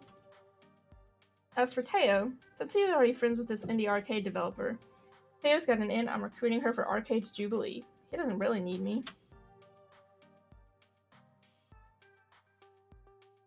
Teo, I have complete confidence in you. Lay it real thick. You know, play coy, say all the right words, wink a whole bunch. I demonstrate a big wink, using my entire face to show him how it's done. Oh my, is that how you entice people you're interested in? Let's leave the flirting to me, shall we, Outlaw? You're just jealous you don't have these mad skills. I mean skills, with a Z. Like the cool kids say. Uh-huh, sure. Don't get into too much trouble without me. I don't want to see you on an episode of Cops tonight. I promise nothing, Teo. Good luck. I don't need luck. And don't forget to snatch a photo of Outlaw in the maid costume for me. You know it. I am standing right here. I can hear every word. Peace. And the 3 went down to 2. I looked over at Ashley, her expression brimming with excitement. Maybe even too much excitement? Had I made the right choice? I quickly scanned my memories from the various cop and lawyer dramas I'd seen. What was the punishment for breaking and entering, trespassing, and tampering with equipment? It couldn't be more than, 10 years? Or possibly death?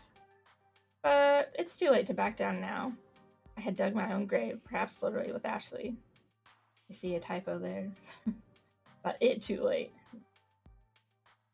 Well, I'm as ready as I'll ever be. That's the spirit. So, what exactly is our plan? I'm so happy you asked. Do you see that door next to the restrooms across the expo hall? The one that has the sign that specifically states authorized personnel only? That's the one. Outlaw is worried now. Trust me.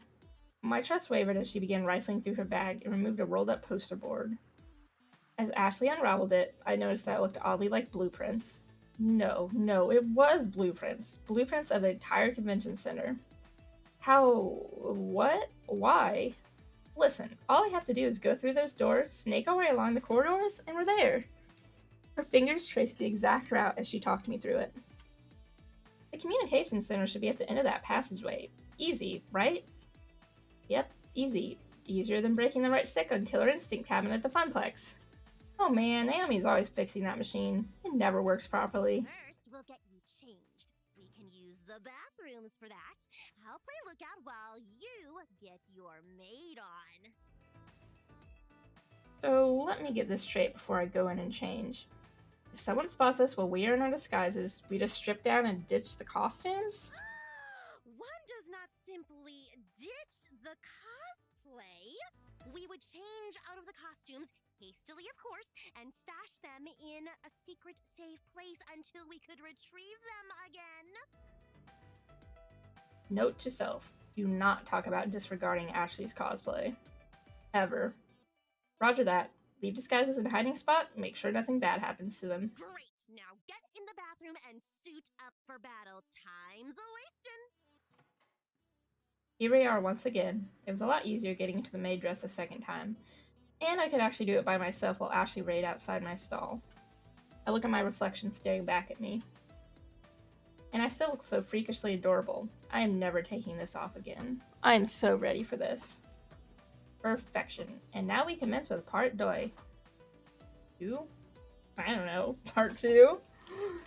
Ashley looks both ways before we exit the restroom. People don't even seem fazed by us either. I guess seeing a maid and butler at a convention is normal. In other words, it actually is the perfect disguise. We fit in by sticking out. Go figure. We shuffle back to the expo hall of Max and stand in front of the looming doors with the authorized personnel only sign. The big red letters bore deep into my soul, reminding me of its unlawfulness and breaking the rules. Rules schmools. Let me through. I'm no rule breaker. Hold on. Is there another way in? We're gonna do it. We're breaking in. Some red letters aren't gonna hold me back. I've been breaking rules my entire life. Have you, though? Would you consider eating pizza bagels every day breaking the rules of humanity? Oh gosh, yes. You are a most fearsome lawbreaker. Alright, Abdullah the Butcher, let's go. Ashley grabs my hand and pushes onward through the door like she owns the place. I close my eyes tightly as I realize she's dragging me onto the other side. Confidence is key, outlaw.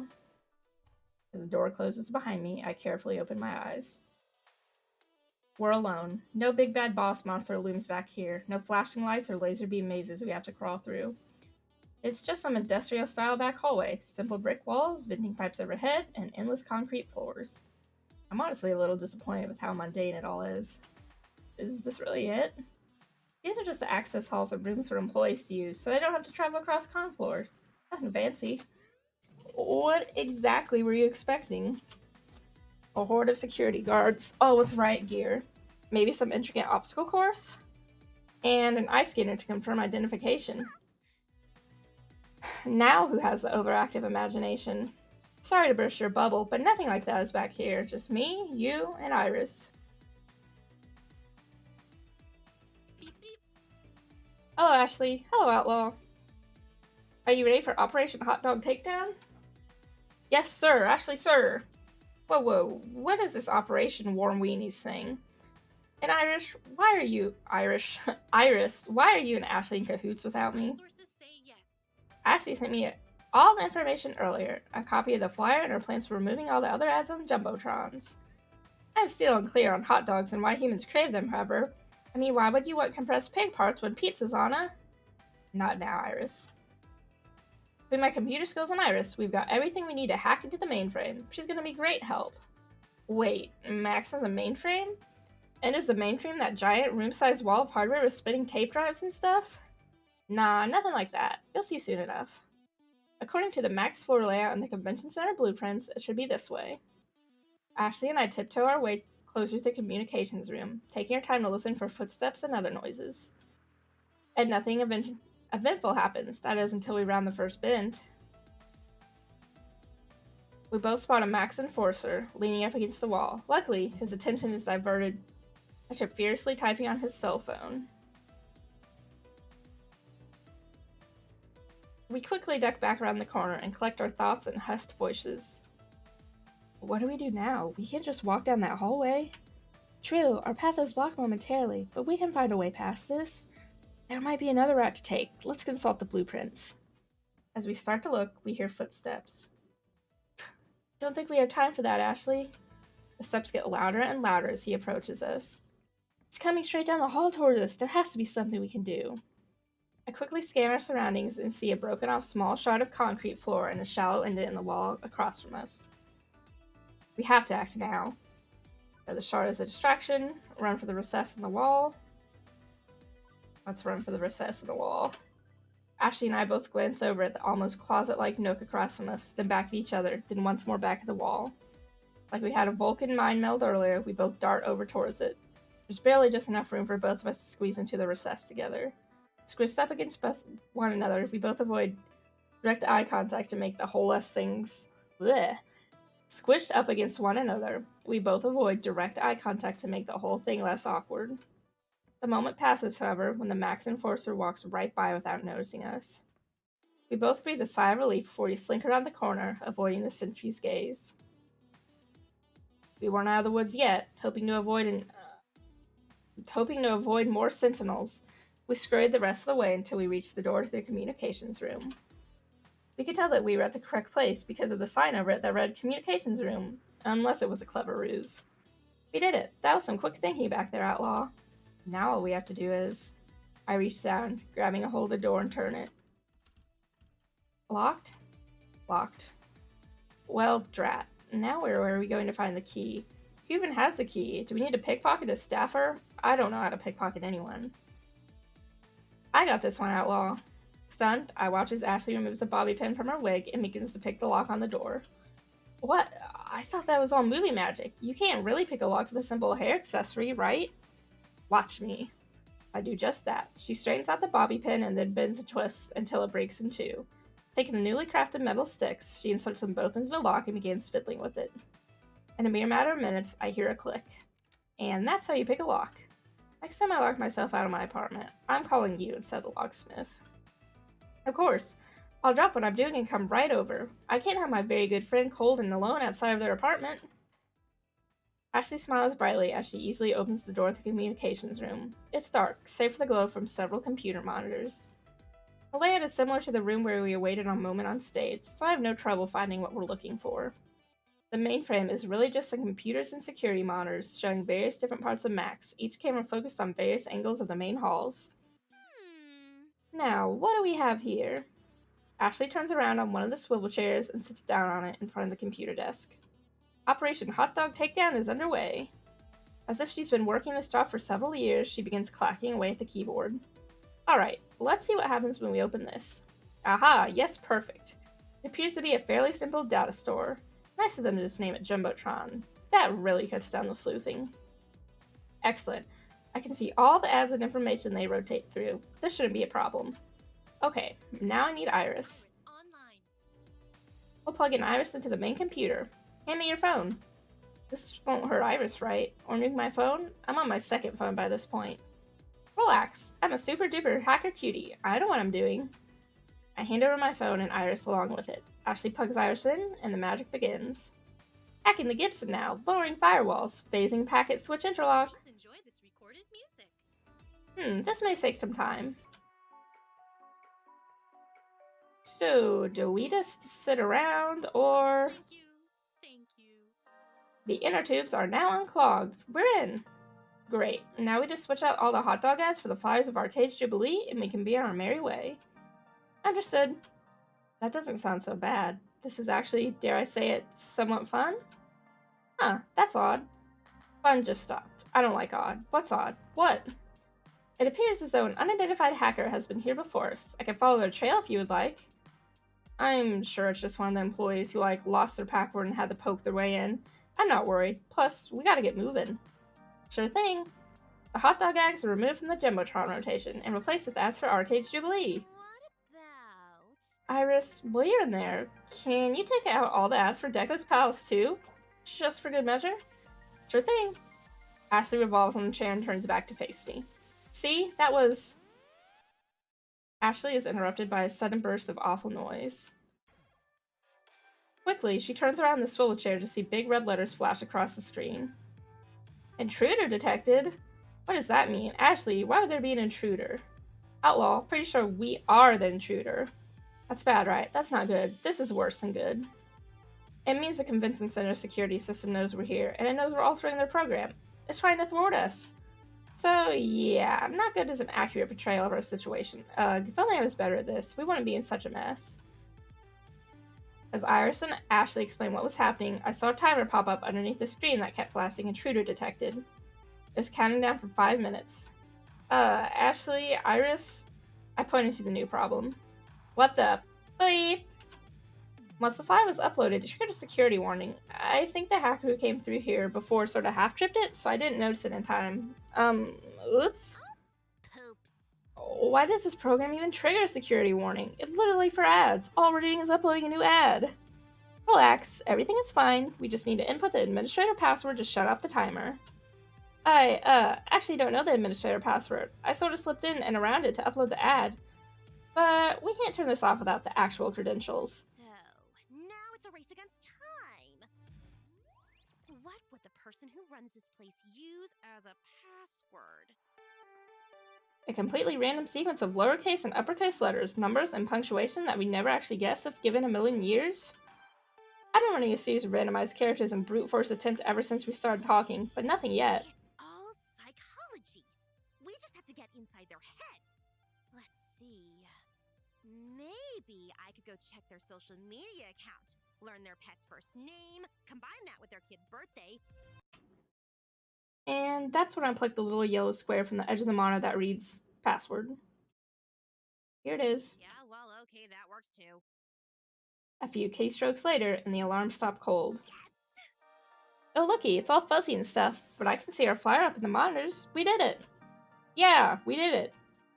Wait, we did it. Our Funplex is all over those screens. They'll know who's responsible, and we'll all get the death penalty. How did I not see this obvious hole in my logic before?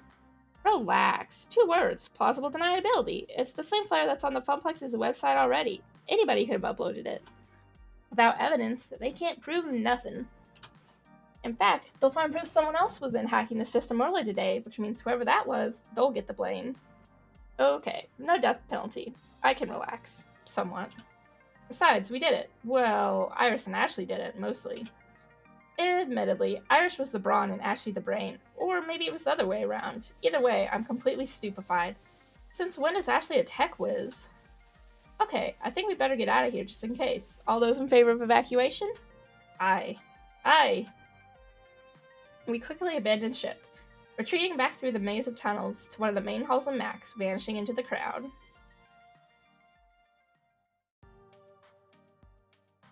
Oh, wow! Check out the screens, our ad's on all of them. Looking up, I can see our handiwork with my own 2 eyes. No more hot dogs, no more Deco's Palace, just Funplex propaganda. As I take in our moment of glory, I begin listening to the people surrounding us. Oh hey, that's a new thing on the Jumbotron. Arcade Jubilee? Sounds interesting. That's a lot of tournaments too. We should check it out. And how is it I've lived within spitting distance of a real arcade and never noticed? I'm so there. You hear that, Ashley? Sounds like we killed it. Yes, we did. You and Iris make a great team. Well, why don't you work for elite cyber hackers? Ashley, how are you so tech savvy? Let's go with the first one. Compliment her. I am flabbergasted at how well Iris and Ashley work together. They are like 2 sides of the brain coming together as one being. It's like you've worked with an Iris before. You both knew exactly what to do. I try to familiarize myself with all the new tech, especially for costuming. You never know what you can implement into your next cosplay. I went through a phase in high school where I was really obsessed with cutting-edge electronics and technology. My group of friends and I got together during lunches, and we just sat around in homeroom and talked tech. In fact, that's what we called it, Tech Talk. We were all silly children at that point, watching too many hacker movies. One thing led to another, and we started wanting to know more. I think I was the only one who took it seriously, though. I even dressed up in cyberpunk fashion. I was completely obsessed. It may have been my passion for a good while. Eventually, however, everyone grew out of it. Except me. And then they all started mocking me for it, making fun of my punk outfits, or the fact that I spent all my time researching things like Arduinos and Raspberry Pi kits. Aww. It was awful. Some of my good friends, whom I trusted, completely turned on me. I've been questioning myself and who I was and who I really wanted to be. Did I want to be this badass cyberpunk technophile, or did I want to follow my friends onto their next big infatuation? I regret it to this day, but I gave up on my dreams and followed my friends instead. At that time, they were what I had to believe in. Only now am I getting back into tech due to the always changing culture of cosplays. People use LEDs and robotics to make their weapons more badass, or to have animated wings. I always figured cosplay was, sewing and arts and crafts. It is, but it's cross-discipline. Outlaw, you haven't even seen some of the more intensely complicated costumes I've made. Which reminds me of a certain someone going on about how arcade games involve electrical engineering, programming, graphic design, and even carpentry. Why don't you talk shop more with Naomi then? Huh? She's a techie. You're a techie. Seems like there should be plenty of overlap, but I've never seen you two talking electronics. I figured there wasn't really any overlap. The kind of tech that enhances cosplay was invented after 1990X. Not her thing. Hmm. I would like more friends to bounce some tech ideas off of. Who knows? Maybe we can both teach each other something new. Amazing! You know, I'm proud of myself. I took all that old knowledge and made it come through for us today. Think of what we accomplished. You should be proud. You worked hard. As for me, I barely help. My palms are wet, sweaty, knees weak, arms are heavy. Well, you can relax now. It's all over. You done good. But, you know, now that we removed all those hot dog ads, I sort of really want one. Really? Yeah, really? I'm starving, and honestly, just about anything sounds delicious. My tummy might regret it later tonight, but right now I can eat a whole bucket of ridiculously overpriced corn dogs. Con dogs. My mouth started to water just thinking about ingesting food. I couldn't agree more. And if we suffer the effects of eating convention food, at least we suffer together. See, that's the spirit. I think there's actually a food court just over yonder. Ashley and I walk about 500 feet to find the nearest vendor actually selling the infamous Franks. We were both so hungry that we order 3. After dressing them up with all the fixins, we bring our pack of dogs to the nearest table and settle in for a feast. Right as I'm about to take my first bite, I can't help but notice that Ashley hasn't stopped giggling since we sat down. Ashley, you okay over there?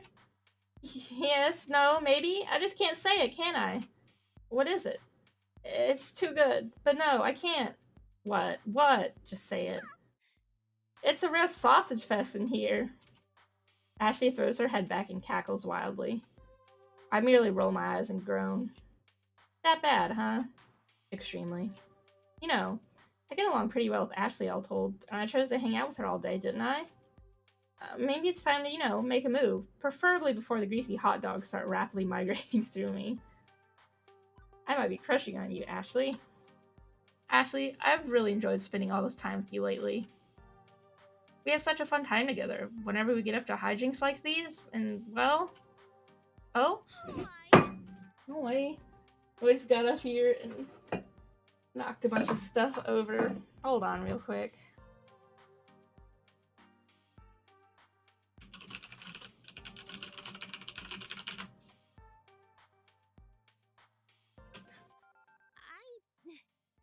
I have a great time with you too.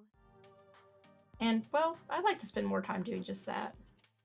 Exactly like what we are doing now, outside the arcade, just you and me. Oh. Yes, please! Very much. I would like that. Embarrassed and trying to hide her emotions, Ashley scarfs down another hot dog. We spend the rest of the meal both laughing together at each other's jokes and enjoying the other one's company.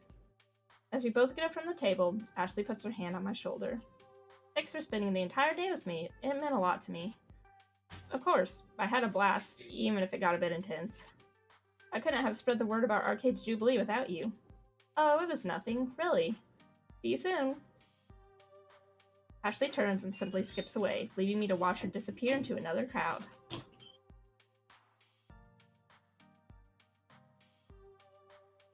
All in all, a successful day. You have a new text message.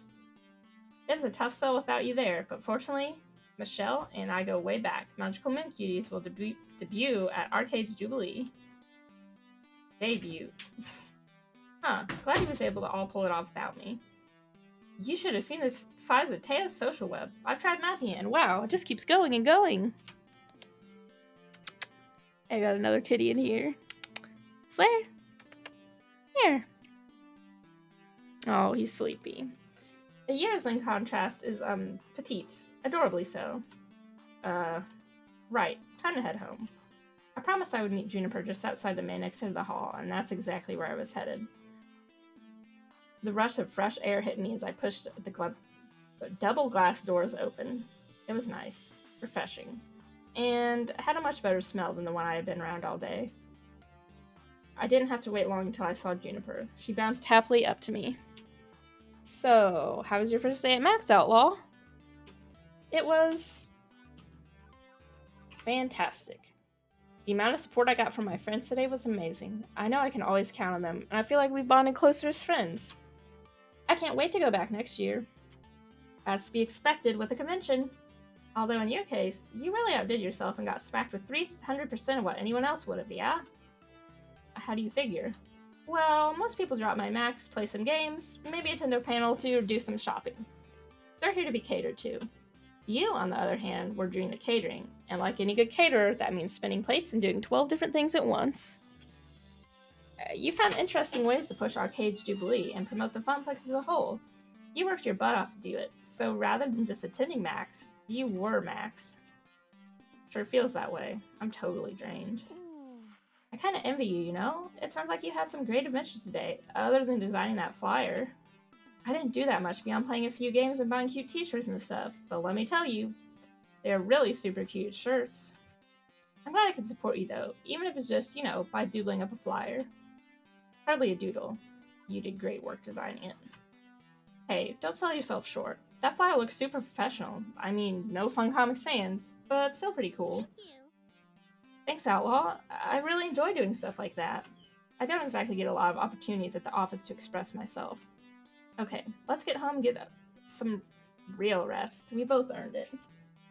In fact, I'd say we took it. Juniper, don't. To the max. Ugh. E.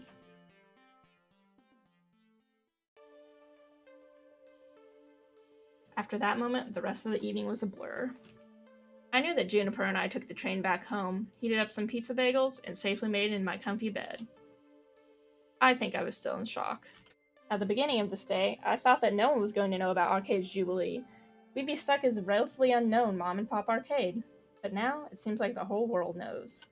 Which is great, but also pretty nerve-wracking. I sighed heavily, letting all my mixed emotions flow over me. There is no turning back now. What I set in motion will stay in motion. It can only get bigger and better from here. At least that's what I'm going to keep telling myself as I drift to sleep. I'm proud of what I accomplished today, and I can't wait to tell everyone at the Funplex about all I've done. I hope they are proud of me too. And before I know it, Arcade's Jubilee will be upon us.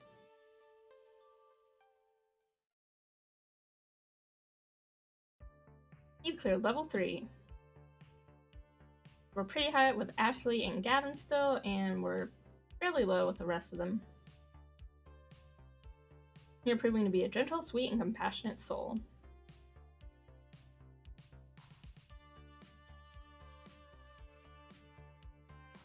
I'm not going to go to level 4, but I'm going to go ahead and save.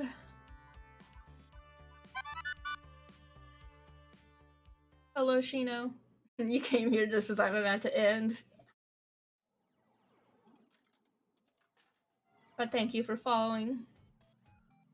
So next week, we are going to get to level 4, which is player versus player. Oh, you're okay. I usually don't stream on Saturdays, but I was making up for the stream I missed on Thursday because I had a migraine. But thank you everyone for watching. I appreciate it. It's not on here on this tiny thing down in the bottom, but I am going to be streaming tomorrow at 12 p.m. because I think we're close to the end of Luna's Inception, so I'll be finishing that up, and then I will have my regular schedule updated tomorrow. If you're here in the chat, you should also follow my friend Shino and her stream. But for now, goodbye. Thank you for watching. I hope you all have a good afternoon, morning, night. Bye!